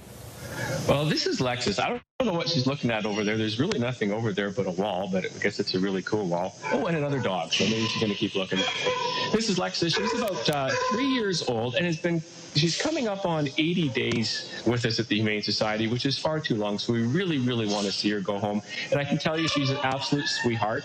One of the things that we do as part of our pet enrichment programs, which is basically things we do with them to help pass the time, keep them busy mentally and physically, is spending some time in our office and administration area. And she spent a few days with us in there, and I can tell you, absolute sweetheart. Loves to see everybody, loves to visit everybody, and lays down, has a chewy and stuff like that. Really, really super dog. Again, you've heard me say it before, it's one of these pets. I don't understand why she's still here. So we're hoping to change that this week and send her home for the weekend. Lexus, as I understand it, is also part of another program where you can actually bring the dogs home for a weekend. Can you tell us more about that and how it works? Yeah, that's our sleepover program, which is part of our volunteer program. And volunteers that we've trained up and everything can take a pet like Lexus, and she's been on one of these, where she can go home for a weekend, get out of the shelter, go on some adventures through the park, wherever you might be going for your weekend, and she's a part of that. And it's very, very good for her, again, to help pass the time and exercise that brain and body a little bit and have some fun along the way. Well, adoption is just one way that the public can help out the Regina Humane Society. Another is an event that's coming up. Let's talk about Pines for Paws. Yeah, Pines for Paws is coming up October the 21st at Mr. Mike's Steakhouse Casual in Grasslands, and this is an annual event that has become very, very successful for us. We have a 50-50 draw during the evening, a silent auction as well, some great food and great companionship, and of course, every ticket sold, every pint poured goes to help animals like Lexus here, who's looking back there at something right now, but it's all very, very important to allow us to have the funding that we need to look after the pets that come into our care. 3,700 every year, so it's quite a few. All right, we only have about 30 seconds left, but quickly, how can people also support you right now through the Unity Sweepstakes? Yeah, we launched that last month, and it's a weekly draw. It's a 50-50 style draw that has $5,000 prizes leading up to the grand prize draw of $10,000, and there's also a chance to win $50,000 and maybe more. You can get details on our website. Just go to reginahumanesociety.ca. Bill Thorne from the Regina Humane Society this morning, and we wish Lexus good luck on her hunt to find a good home. Thanks. Here's what's happening in our community. The Rummage and Bake Sale is on September 19th at 4 p.m. and September 20th at 9:30 a.m. It's being held at the Westminster United Church. The Fall into Fall Craft and Trade Show is on Saturday, September 20th at 10:30 a.m. It's being held at the Broadway United Church. The Multiple Myeloma March is on Saturday, September 20th at 11 a.m. It's being held at Rochdale Park, and for more information, you can go to myelomamarch.ca. A tribute to Elvis is on Sunday, September 21st at 2 p.m. The medical fundraiser dinner and silent auction is on Thursday, September 25th at 6:30 p.m. If you'd like your event shown here, you can email us at reginacommunity@bellmedia.ca with at least 2 weeks' notice.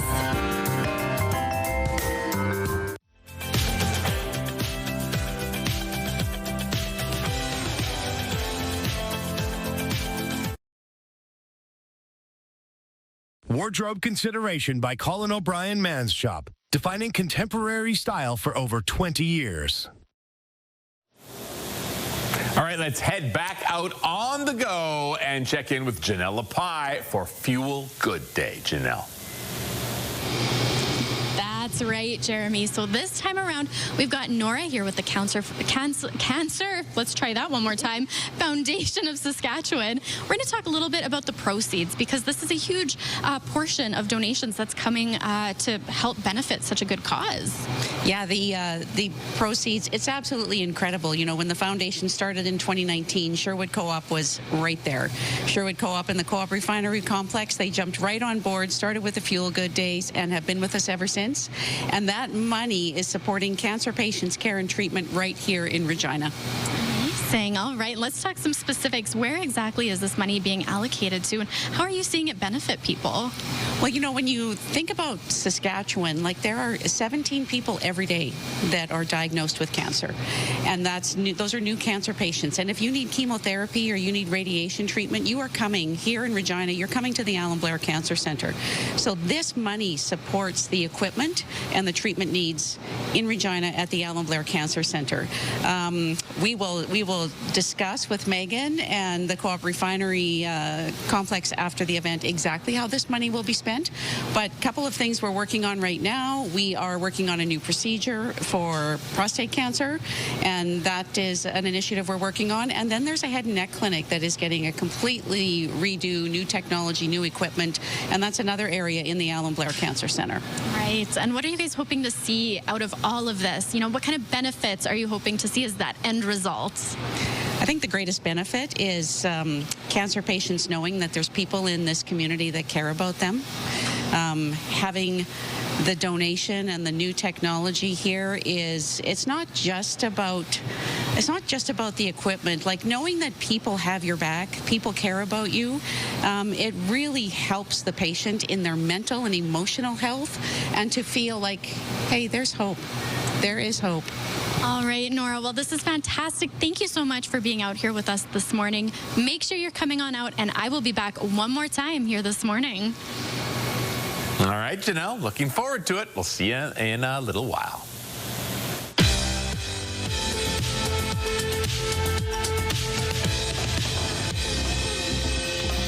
The 16th and we have these milestones to share with you. Happy birthday wishes going out to Madison. She's celebrating her 13th birthday, and her mom, dad, and Lexi wrote in and said they love her so much, and they hope this birthday knocks it out of the park. Enjoy. Also celebrating a birthday is Olivia. Happy birthday. Your grandpa Whit, Aaron, and Ava all sending you love today and said they hope your day is as amazing as you are. And a double celebration here. We're wishing happy birthday to both Taylor, who is now 11, and Eldon, who is now 8. We hope you both have a super special day. If you have anything that you would like to celebrate, send us your milestones to yourmorningsaskatchewan@ctv.ca. Make sure you send those in one day in advance.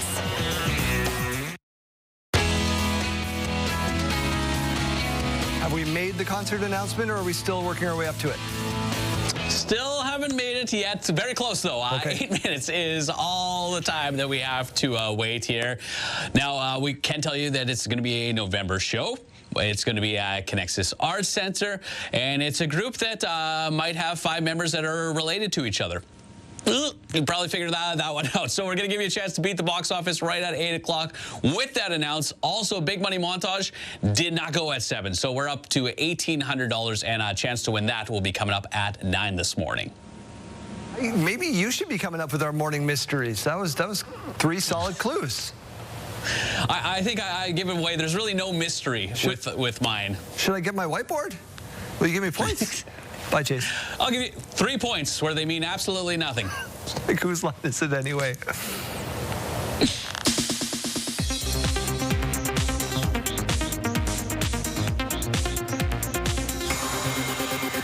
Three, 2, 1. I have a few good friends giving me a behind-the-scenes sneak peek. 5, 6, 7, 8, 1. Hey, she's so good. And I'm blowing. You're doing cha-cha? Cha-cha, yeah. And you are? Tango. Yeah. Well, that's intense to start with. It's introducing frame, which is new for a lot of people. So opening night is their anthem. It's the songs that they love. Mark Ballas. Hey! Did you have your rehearsal already? Yes. How did it go? Good. It's kind of like a reality check of like, you know, this is the first time you feel adrenaline. So Golden's from K-pop Demon Hunters, and I watched that show with my kids. Immediately thought of my journey through this entertainment industry and really resonated with me. We're just hours away from the first dances. I've never done anything like this before, and it's always been a dream of mine. And we're ready. I think we're ready, so there's just excitement. Expect a lot of sass and very energetic movements. Girl, so many flips, tricks, splits, everything. The team's getting those final touches just right. And I'll definitely be at home tonight, like just running the routine. I love to run stuff like over and over and over again until I get it perfect. So again, he's okay with that. Doesn't kill you, makes us. She came in and walked in.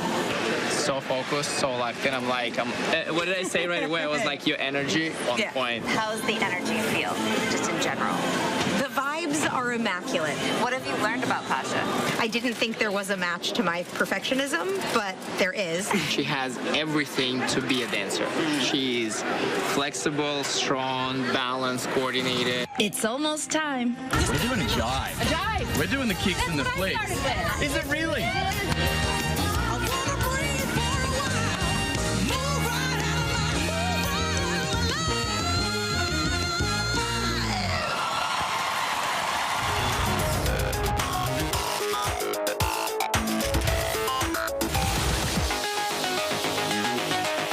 A segment with a funny name. We don't understand what it means, but we're changing things up around here, so let's have some fun and make you smile.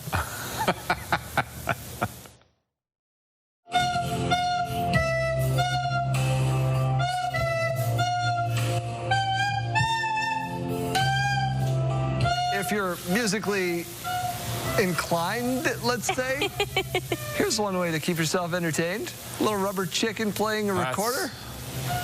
It's beautiful. Yeah, it makes me tear up. Brings me to tears. Yeah. All we need is Mike Seo singing along with it. Why didn't you fit on the door? No doubt about it. All right, well, here's another one for you. We all love a good charcuterie, but have you ever seen a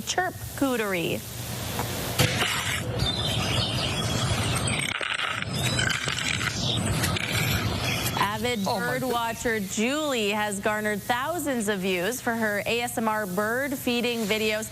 Clearly puts a lot of care into this chirp cootery board. Look at the gorgeous birds that fly through to enjoy a snack. I've never Where does she live? A bird sanctuary? Like, come on. This is not bird success. paradise. This is not Success, Saskatchewan. No. This is This is somewhere a little more tropical. Yeah. My goodness. Great idea, though. Absolutely. Time out. We're back right after this. Stay with us.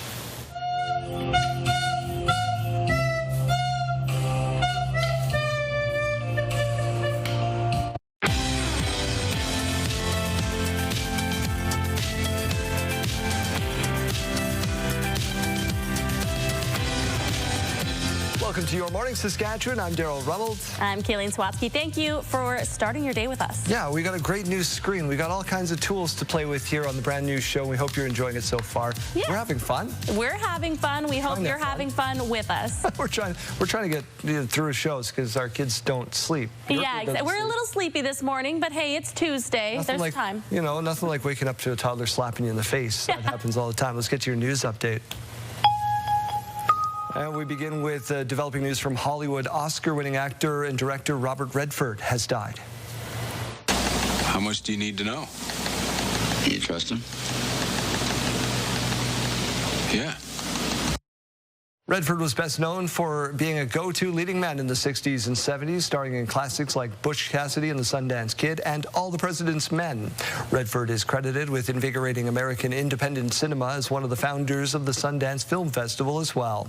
His publicist said he died this morning at his home in Utah, surrounded by loved ones.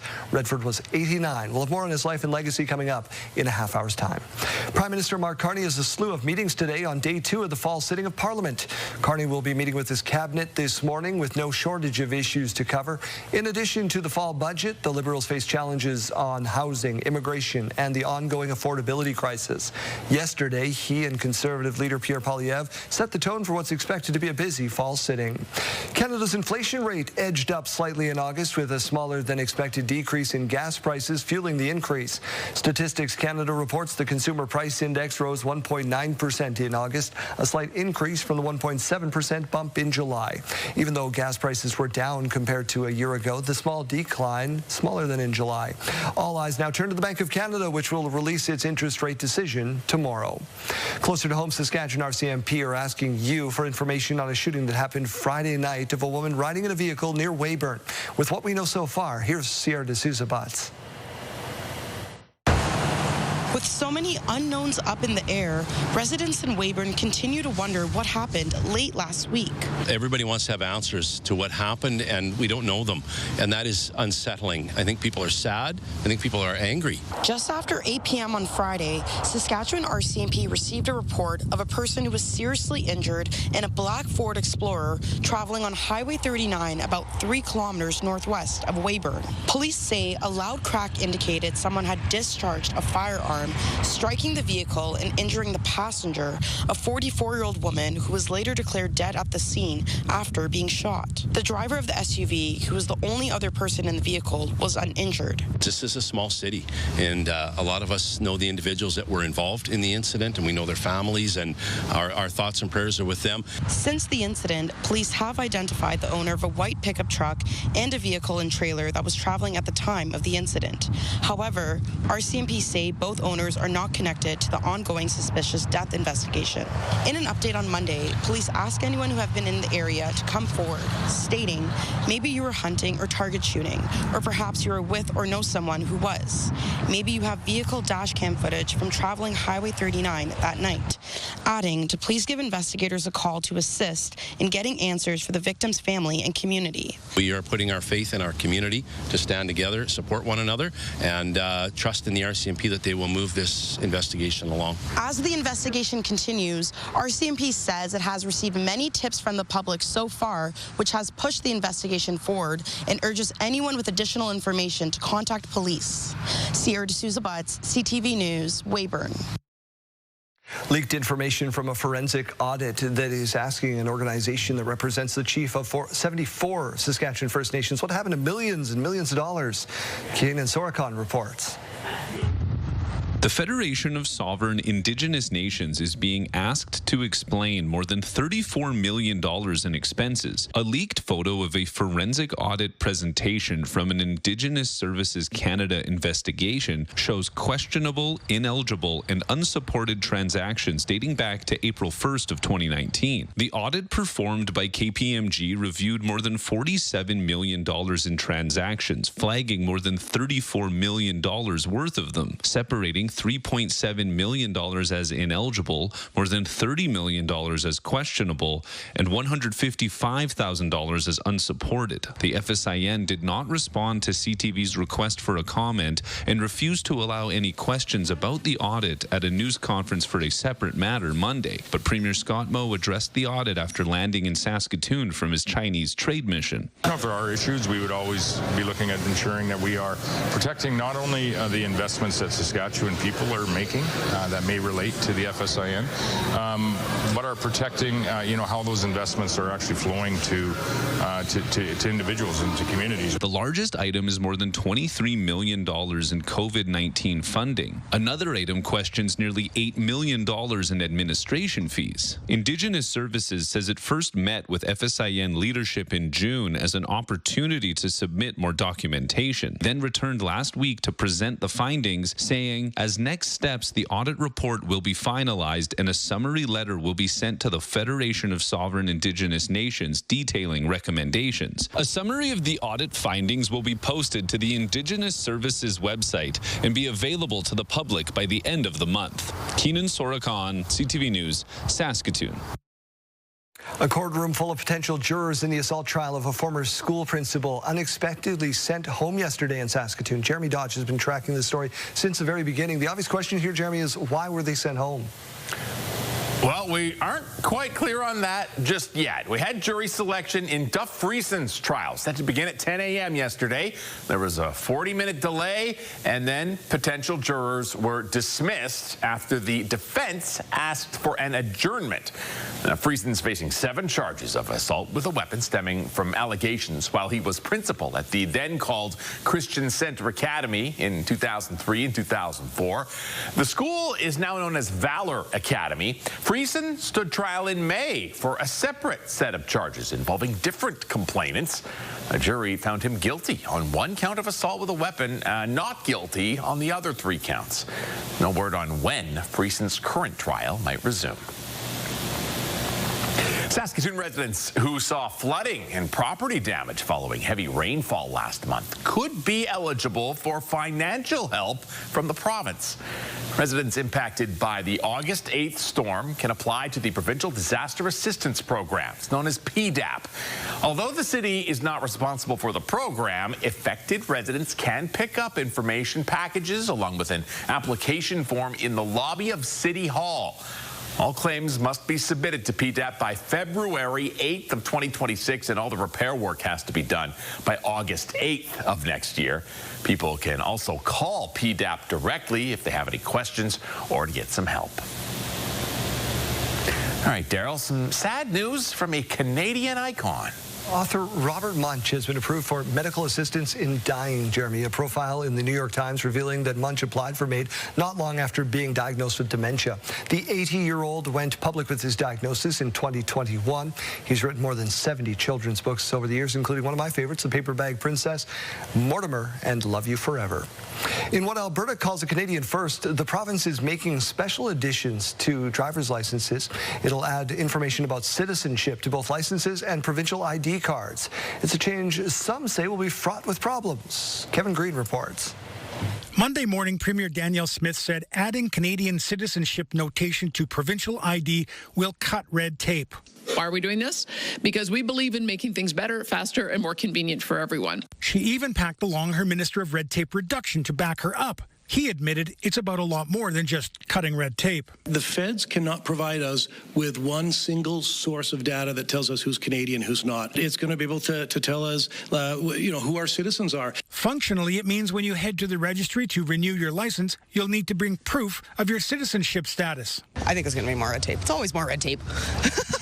Alberta New Democrats say it's simply virtue signaling to the UCP base. My question now to the UCP is, would they be willing to illegally and unconstitutionally restrict programs that are available to legal residents of Canada? But others worry it could lead to targeting immigrants, making it harder for them to get services. If the system is changed, that may make some kinds of difficulty for the migrants. So it's like for the people that aren't here, like that are citizens, I feel like that could cause something towards them. They would feel some type of way, knowing like they're citizens, knowing that we're also like, we let in a lot of immigrants in Canada, we're known for that. So I feel like they could take it a different way. The new driver's license and Alberta ID will also incorporate your Alberta healthcare number.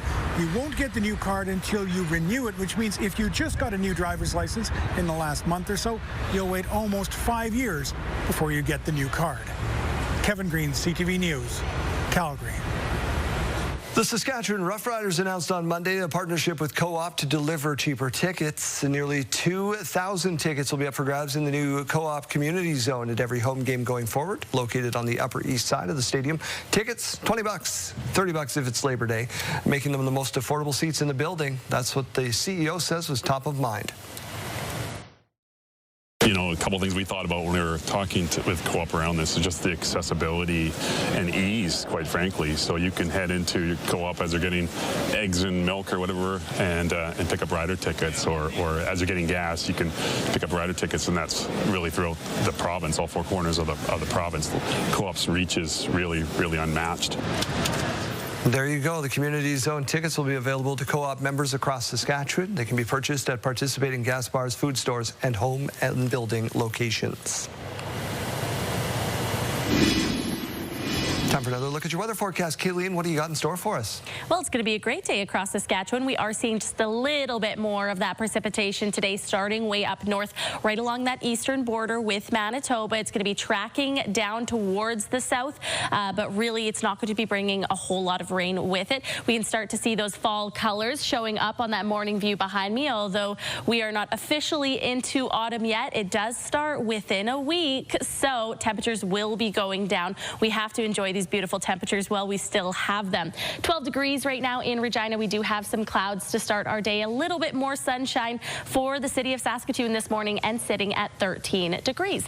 Now the radar and satellite showing you all that precipitation that we got yesterday, mainly down towards the south, as we were chatting about on yesterday's program. Today, though, as I just mentioned, we're not seeing it as much down towards the south. Starting way up north, this is at about 3 p.m. today. What our radar is going to be looking at, could be seeing some of that precipitation as well between Saskatoon and Prince Albert there. Then it's going to be tracking down towards the south into those evening hours. And then right when we think that it's mainly moving into Manitoba, it actually is going to curve right back around and bring some more rain to us tomorrow morning and into early tomorrow afternoon as well. Now, current temperatures showing that Spiritwood is at that 13-degree mark. Nipawin just jumped up to that 16-degree mark, so that's nice to see the warm-up is starting. East End at 13 degrees now, Moose Jaw at 14 degrees, and Yorkton at 16 degrees. Temperatures this afternoon looking really great, especially when you bring into consideration that the seasonal average is about 17 degrees for Saskatoon and 18 degrees for Regina. So we're still seeing a lot of those temperatures into the 20-degree marks. Really all this week. Now, Swift Current reaching 24 degrees today, Weyburn up to 25 with some more cloud cover, and Yorkton up to 23 degrees. 23 degrees also going to be the high for Regina today. 20 degrees tomorrow, only about a 30% chance that we're going to see some of that rain we saw over in the Parkland region on that weather tracker there, reaching us in Regina. Dropping down to 17 degrees on Thursday and 18 degrees on Friday. A higher chance of getting some of the drizzle on that day, and then the sun coming back out for our weekend. Not expecting too much precipitation in Saskatoon. Could be seeing some during some overnight hours on the weekend, but the afternoons looking really great. 23 degrees today, 21 degrees tomorrow, 21 on Thursday, 22 on Friday, 21 on Saturday, and then getting right back up to 24 degrees for our day on Sunday.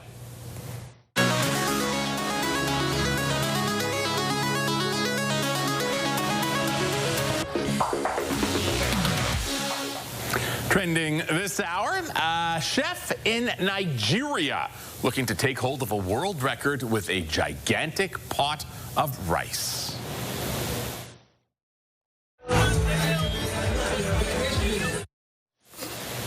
Wow. Chef Hilda Bassi, open to have whipped up the largest ever pot of jollof rice. Now, they built a special pot just for this, 6 meters wide, 6 meters tall, holds more than 22,000 liters. So Guinness is verifying the record attempt now. Now, Bassi previously broke a record for the world's longest cooking marathon. That was 2 years ago. They cooked for 100 hours straight. I wonder what they made. Do you think it's good? I was going to say, I mean, when you make it in big batches like that, is it good? But it could feed a lot of people. Could feed a lot of people. I hope that's what they do with it. Yeah. Yeah. I hope it doesn't go to waste. Right. Oh, my goodness. Question of the day. So we're asking you today, who is the most famous person that you have ever met? And we've been getting some really interesting answers on our big board. We had this answer from Margaret on our board saying that she's an ASL sign language interpreter. And when she was training, she interpreted for Princess Anne, who was visiting Canada, stood next to her for about 15 minutes while interpreting, and then turned to her, thanked her, and shook her hand. What an incredible experience to be able to say that you had. Tracy wrote in and said, John Bon Jovi in 1989 in Regina at their concert backstage. Also, Tracy's mom met Bing Crosby in Swift Current, and the year probably about 1960 was a guess there. We also had Don Cherry, written in by Tara, 1991, flying to LA in the Calgary airport. They were both on the same flight as they were going to the playoffs. That's a cool story there. Christy Baker saying Gord Downey at the Toronto airport, got to say goodbye.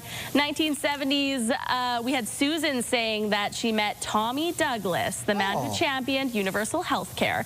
We had a few politicians on our board. We also had someone write in saying that they had a smoke with Lorne Calvert outside Confederation Superstore once. It's a great story there. Okay. Yeah, and Margie C saying Prime Minister Brian Mulroney. A few other answers on our board. Colleen saying we were right beside Toby Keith and his family standing in line for churros in a town square in San Jose del Cabo, Mexico a few years ago. That would be a really cool Colleen lives in Mexico part-time. She's seen some vacation. Thank you so much for your answers for today's question of the day.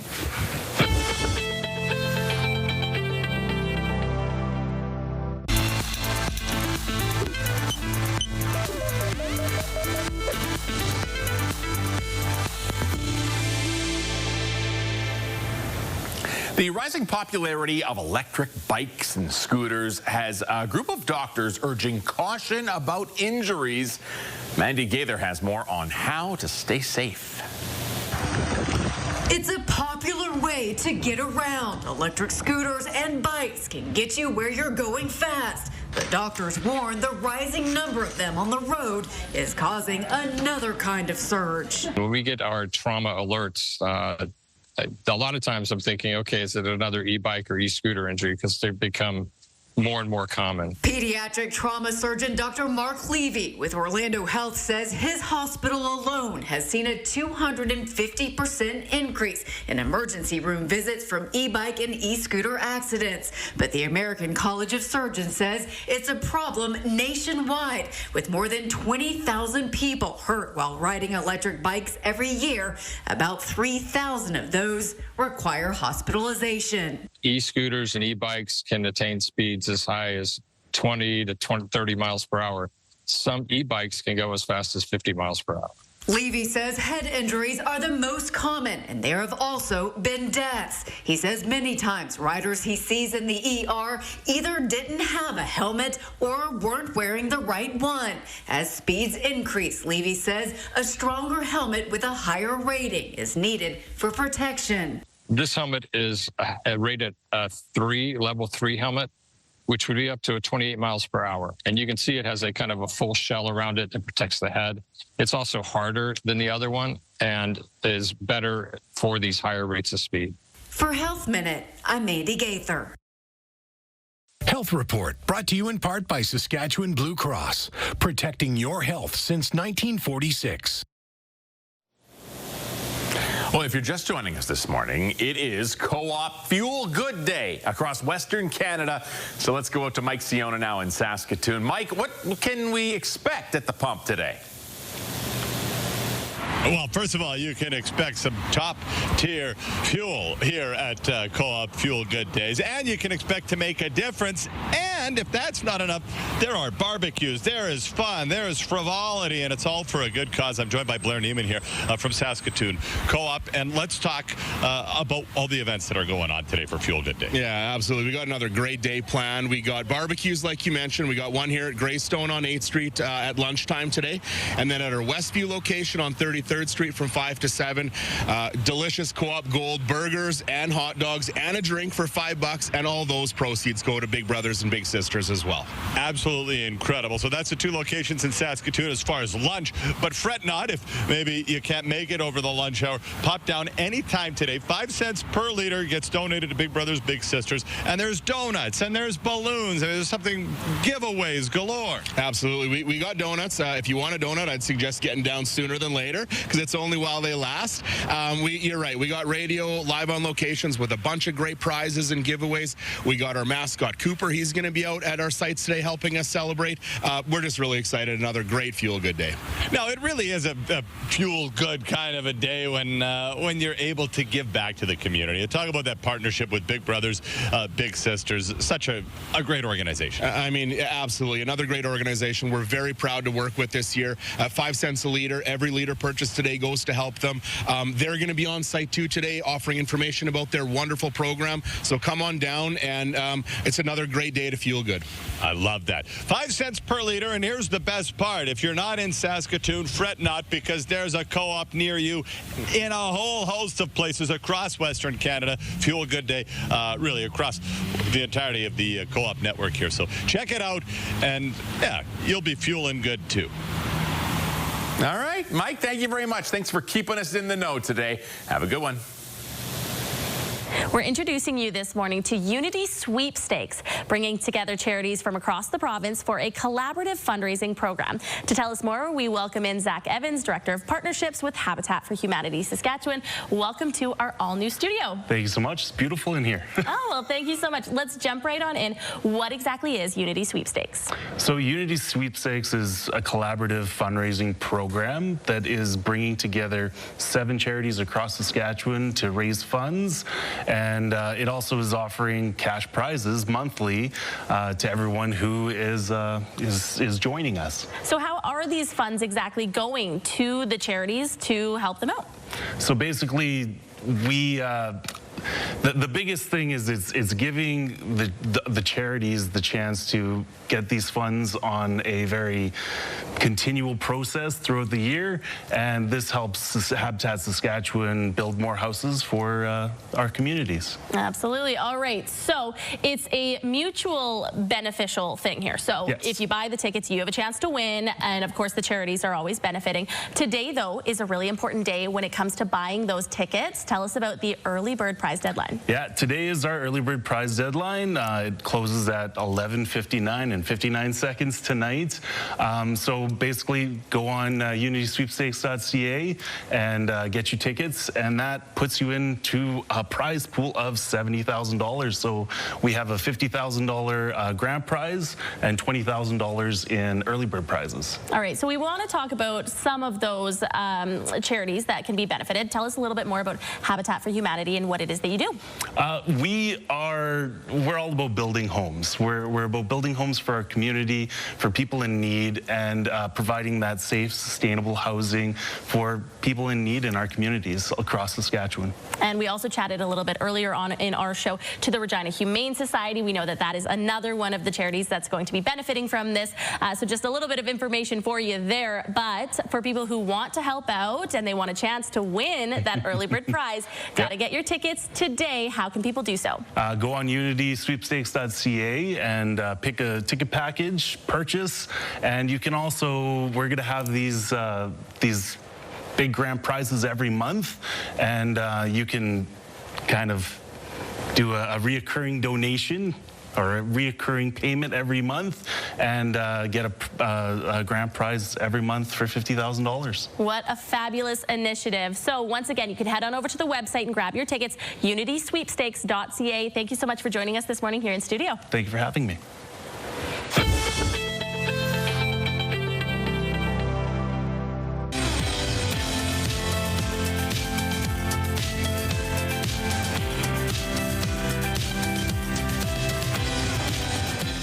Welcome to Your Morning Saskatchewan. Time for your 8:30 news update. We begin with harvest continuing across Saskatchewan and across Canada. Many producers have concerns regarding the impact of tariffs.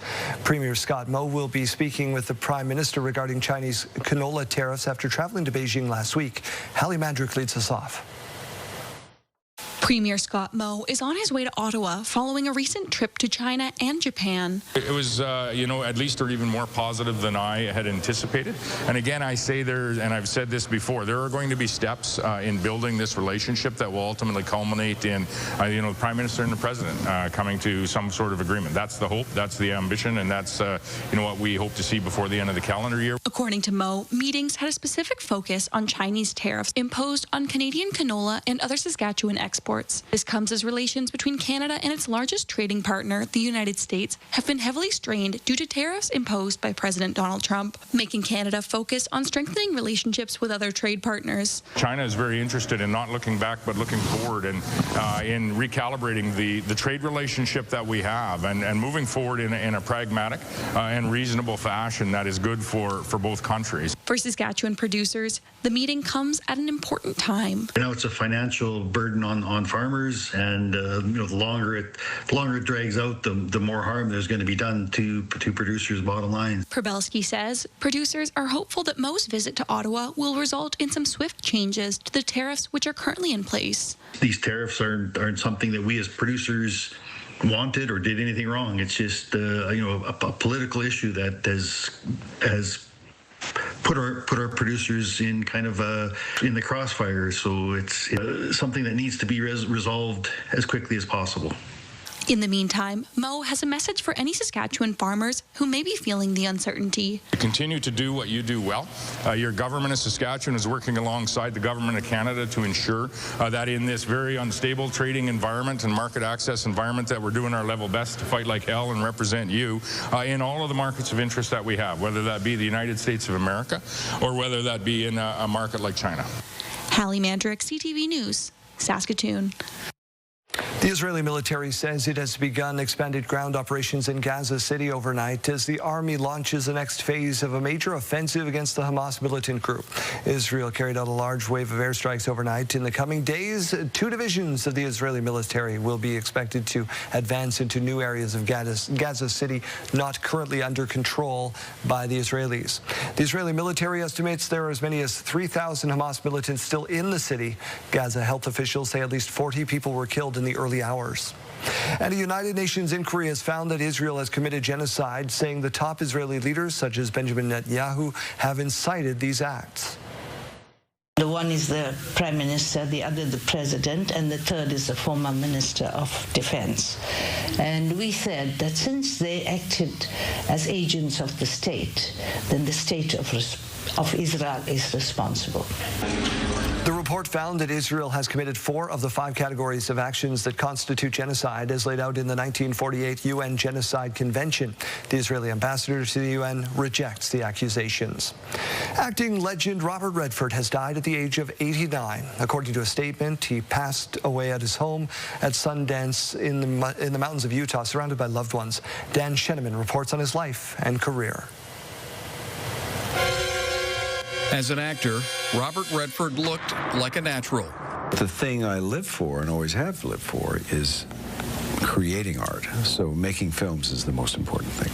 A native of California, his acting career began on the New York stage and on television before getting his chance on the big screen. Why? Because I won't go walking barefoot in the park?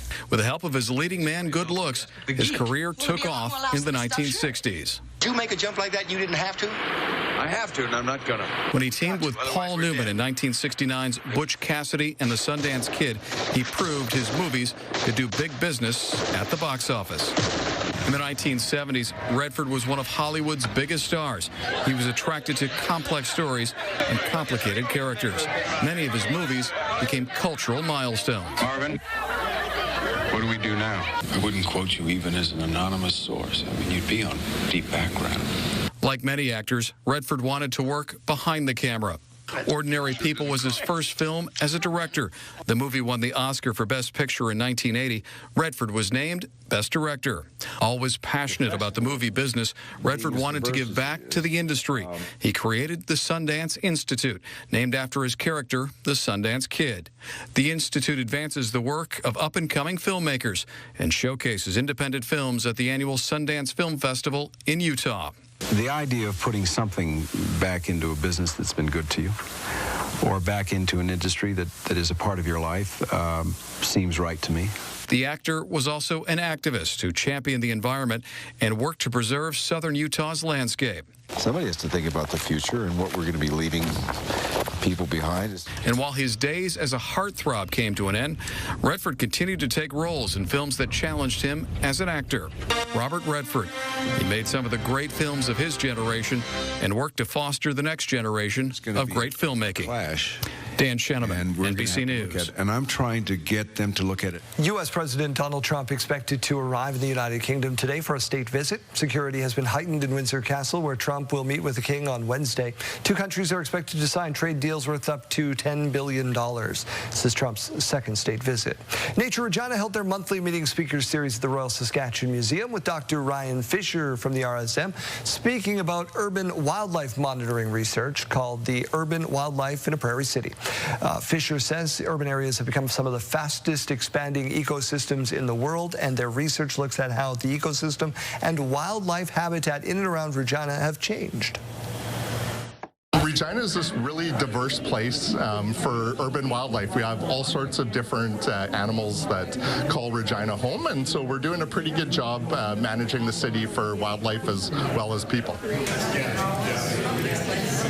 Another part of their talk Monday night focused on recent monitoring projects using automated recording units and trail cameras to understand birds and mammals, how they respond to urbanization. One more time, we get a look at the weather forecast. Kaylee Sawatsky, what's up? Hey, well, take a look at this in Regina this morning, looking as beautiful as a photograph. All those fall colors were less than a week away from autumn officially starting. Over in Saskatoon this morning, again, a beautiful start to the day over the bridge there, over the river. Got to enjoy those views before we start seeing frost as a part of them. Temperatures right now, 12 degrees in Regina, so a little bit cooler than that nice warm start to the day that we saw yesterday. At least the winds remaining low today, currently coming in at 9 kilometers per hour in Regina. In Saskatoon, winds coming in at 11 kilometers per hour, and the current temperature sitting at 13 degrees. Futurecast showing how that precipitation is going to make its way in later on this afternoon. It's starting way up north by about 3:30 p.m. You can see that the majority of it, the biggest chunk of that precipitation, going to be falling in areas northeast of Prince Albert there. It's going to be tracking down towards the south, though, reaching the Parkland region, but not reaching Saskatoon or Regina today. Tomorrow, we see it curving through Manitoba and then back to the Parkland region. About a 30% chance of that rain tomorrow afternoon for Regina. Swift current today with a lot of sunshine, up to 24 degrees, 26 degrees for Moose Jaw expected. A few more clouds down in Weyburn, reaching 25 degrees today, and some sun poking through those clouds in Estevan, up to 25 degrees as well. Now here's a look at how those temperatures compare. So the high for Regina and Saskatoon today, 23 degrees. The average for Regina, about 18.4 this time of year. 17.7 in Saskatoon is the average. Last year, Saskatoon reached 24 degrees, and even hotter for Regina, up to 28 degrees on this day last year. But the record back in 1908, 33.3 degrees in Regina, and the record for Saskatoon back in 1979, 33.5. So some historical data to start your day. Again, though, that high today, 23 degrees above the seasonal average. 20 degrees tomorrow, 17 degrees on Thursday, 18 degrees on Friday with that higher likelihood of getting some of that rain. 21 on Saturday, 24 on Sunday, and 20 degrees on Monday. And as we look at that 7-day forecast in Saskatoon, nothing but a mix of sun and cloud. Could be seeing some overnight rain on some of these days, but really not going to be seeing it during the afternoons. 23 today, 21 tomorrow, 21 carrying us into Thursday, getting a little bit warmer for our day on Friday, dropping back down to 21 on Saturday, 24 on Sunday though, and 20 on Monday. All right, let's take a look at how your morning can get a whole lot richer. We're giving away a staggering $20,000, and it's time for today's code word. Imagine what you could do with an extra 20 grand. The possibilities are endless. Today's code word is morning. Head to the contest page on our website or scan that QR code on your screen. Enter that code word along with your information for your chance to win CTV Your Morning Saskatchewan's $20,000 giveaway. Make sure to watch us tomorrow for a brand new code word. Good luck.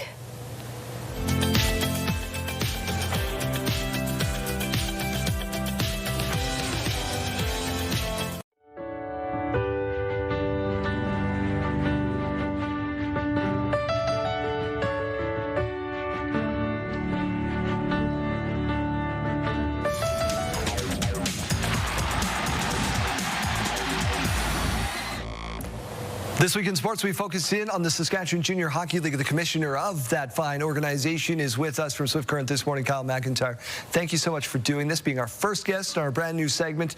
How's it feel to get your season underway? Wow, it's very exciting, Daryl. Opening night is Friday. Then we're going to have about 336 games to determine who's going to win the Cantera Seeds Cup. So we're looking forward to it. It's been a long summer. It's been a busy summer. And I think everyone's anxious to be back in the rink. And I think the video on your screen tells the story. The Melfort Mustangs were the toast of the league last year. Do we expect much of the same this year? Well, I know that Melfort is looking at a three-peat, and when you see the number of returnees they have coming back, Daryl, I think they've got to be the favorite. Is parity a problem in your league, or are you pretty competitive all the way through? Well, I'll tell you what, that's one of the strengths of the SJHL. It's the parity from top to bottom. Anyone can win on any given night, and I think that's really entertaining for the fans, and it's great for the commissioner. You had some movement over the summer. Obviously, the Weyburn Wolverines are now a team in your league. How's that been going? How's that team been received by that community as far as you can tell? Well, I think awesome. As far as I know, Daryl, I'm going to be attending on Friday night. I think they've sold out the game. So hopefully the Wolverines have a competitive and entertaining team, because I think the community of Warman is ready for the SJHL, and they're ready to support the Wolverines. And it's going to create some really great geographical rivalries with North Battleford and Humboldt and Kindersley. So we're really looking forward to them joining the league and being competitive and being good partners for a long time. The landscape in junior hockey has, of course, changed. We saw Gavin McKenna jump from the Medicine Hat Tigers to Penn State for a whopping sum of money. That has a knock-on effect. It has a trickle down to your league. How have you been impacted so far? Yeah, I think what we've seen, Daryl, is that, the pool is the pool. The fish are the fish. But where they swim and play post-secondary has changed for us a little bit. I think we saw fewer NCAA Division I scholarships, but we over doubled our U Sport commitments. So I think the top players are still going to get opportunities to play post-secondary. And how this all shakes out long-term, I think we got to play through it a couple more years to see where everything goes. How do you attract and retain new and young fans to the league? Well, I'll tell you what, we have a pretty exciting, I know a number of our teams are really doing a great job with their in-game experience. I know a lot of our players are super exciting. Our teams are really doing a great job on TikTok and X and all the social media platforms that kids like, Twitch. And so we're really trying to appeal to that younger demographic. And I think we see that in our attendance. We think we're seeing more young families. We're seeing more young people. And again, stay here, play here. Success starts here in the SJHL. That's what we're preaching. And we hope to engage some of these young fans who will eventually play in our league. At what point do you start getting concerned with attendance at all? Well, we really haven't been concerned the last 4 years, Daryl. Our attendance has been increasing every single year, and so that's a great trend. That's a great pattern. I hope it continues. We're really happy. We had over 250,000 fans last year attend SJHL games. We had probably another 11 million minutes on Flow Hockey of people watching hockey, and so I think the SJHL is strong and it's exciting and it's a complete game that people like to watch. You know that I'm going to do it to you. You're going to put on hundreds of miles over the course of the next few months. What team's coming out on top, Kyle? Oh, come on, Daryl. You know I love you to can't do it make me do that. I am going to be in so much trouble if I answer this question. I think there's probably 3 or 4 that could come out on top, but I could be surprised here at the end of 336 games. But right now, if I was a betting man, and I'm not, I would say that Melfort looks to have a real good chance of being the three-peater. This is why the game is not played on paper. It all gets underway, as Kyle said, on Friday night. Go check out the SJHL schedule on their website, and we thank you for your time this morning. Thank you, Daryl. Have a great day.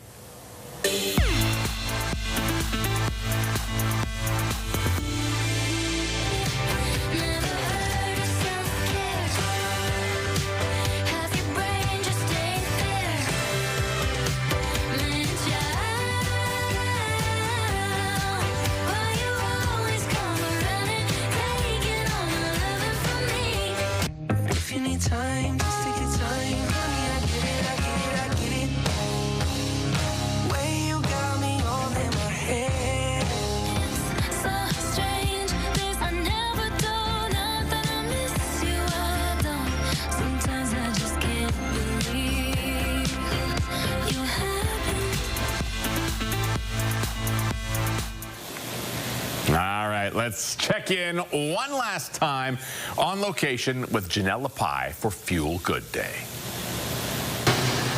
Well, we have spent a lot of time down here at the South Albert Co-op here this morning talking about Fuel Good Day, but this couldn't happen without all of the community support and the people backing the cause. So, Megan, let's talk a little bit about that. We, hands down, have the best members ever. They are so incredibly supportive, which we are so appreciative of, because if they weren't shopping with us today and every day, we would not be able to give back. So we just want to say a huge thank you to every one of you who have a co-op number, are shopping with us in fuel, in food, in liquor, in home goods, all of the different commodities. We appreciate them so much and just want to say a great big thank you. Awesome. Well, that is so special, so important to the community. Now let's talk one more time, just in case somebody missed it earlier this morning, about what this money is going to, how much money is donated. Yes, so this is actually our lucky seventh year doing this.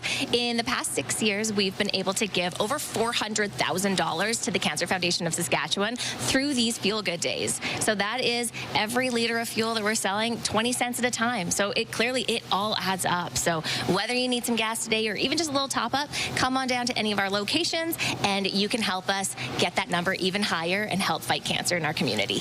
Okay, and before we wrap things up here, what has the community feedback been like? How have you seen this benefit the charities over those 7 years? The feedback has been so great. I mean, the people who come in on fumes because they have been, pushing it all weekend. I should have got gas on Sunday, but I went to, my gas light is on and I was a little iffy getting here. We hear those stories all the time because they know what it means, and it means so much to them to be able to give back to the Ellen Blair Cancer Center here in Regina. Their support has been incredible, and we can tell it in the leaders by how many people are showing up.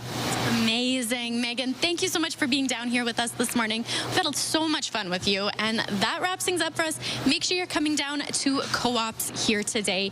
Donate to a great cause. All right, Janelle, thank you so much for keeping us up to date on Fuel Good Day today.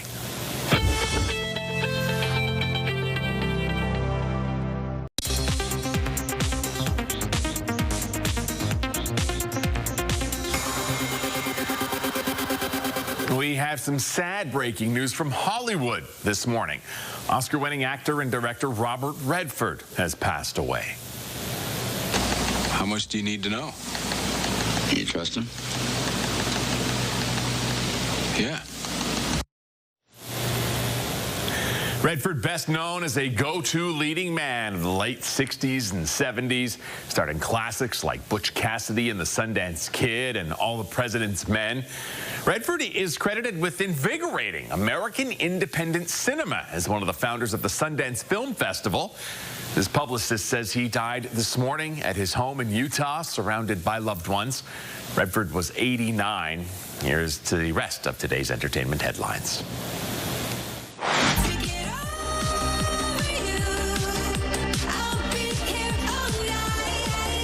Demi Lovato has announced her 9th studio album will be released next month. It's Not That Deep will feature 11 new tracks, which Lovato says are meant for late nights and dance floors. 2 songs, Here All Night and Fast, have already been released as singles. Lovato has sold nearly 10 million albums over the course of her career. Music lovers just can't get enough of K-pop Demon Hunters' Golden. One of the songs from the record-breaking Netflix film has now topped the Billboard Hot 100 chart for the 5th straight week, marking the longest run in the #1 slot for an animated act. Previous animated chart toppers include the Archies and the Chipmunks. Songwriting's a funny thing. It's about searching for something.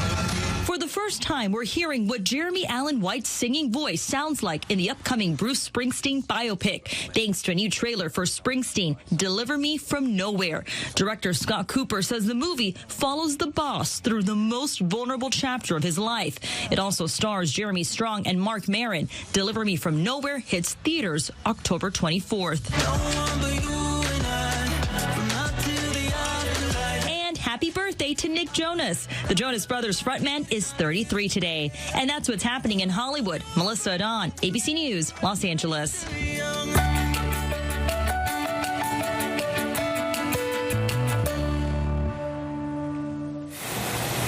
we are getting a peek this morning at an apartment that could almost pass for the Titanic. Yeah, a woman in New York has gone viral for a 6-month-long project that might be hard to understand, but I think you gotta at least respect this effort. Here's ABC's Danny New.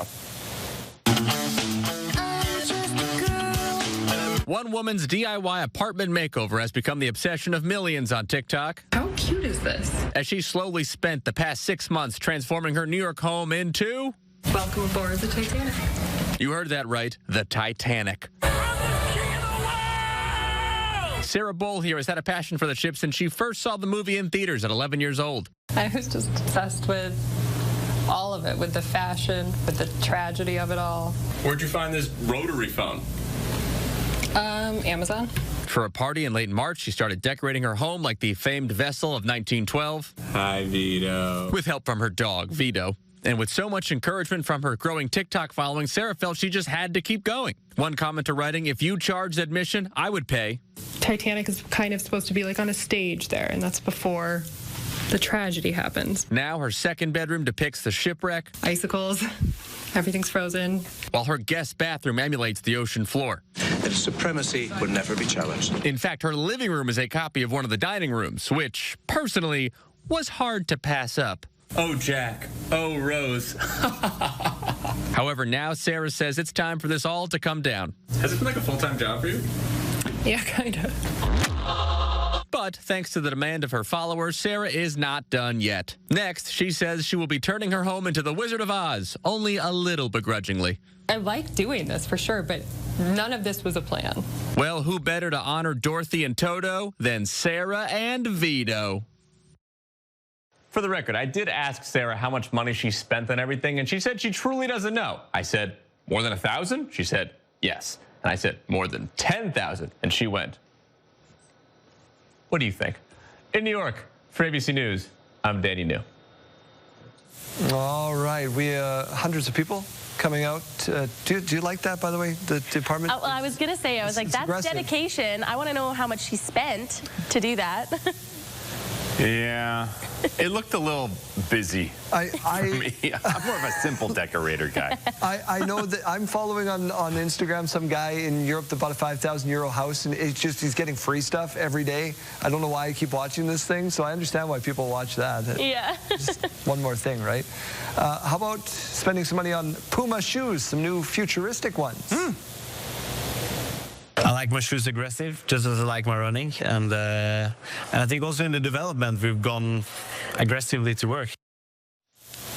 Norwegian hurdler Karsten Warholm helped develop these unique shoes. Puma is working to improve their shoe tech before the 2028 Olympics. Would you wear them? Are they allowed? I mean, yeah, this looks like performance enhancing here. I don't know. You know, did you watch Seinfeld? Eye-catching. Keelan didn't watch Seinfeld. Yeah. Jeremy, you watched it, right? This reminds me of the Jimmy shoes. The guy that always talked in the third person. Jimmy's gonna dunk. Jimmy's gonna jump high. Jimmy's gonna run faster. That they remind me because there were those shoes in the 90s that had the extra pad on the front. Like moon shoes. Sort of, honestly. Not too far. Yeah. Not too far off. You? All right, one more here for you. Nearly 175 years after the Marco Polo left the Bay of Fundy, a stunning replica has returned to the shores along the St. John Harbor. New Brunswick's most famous clipper ship lives on this 1/3 sized replica. Originally built and launched in 1851, it became the first ship to complete a round trip between England and Australia in less than 6 months. And inspired a great game, Jeremy. Marco Polo, yeah, of course. Legendary. Everybody knows that. We're still playing it. Marco Polo. Kids love it. That brings us to the end of the segment of the show for today. Thank you so much for being with us on Your Morning Saskatchewan. If you missed something, you can find it on our website. We'll be back tomorrow morning.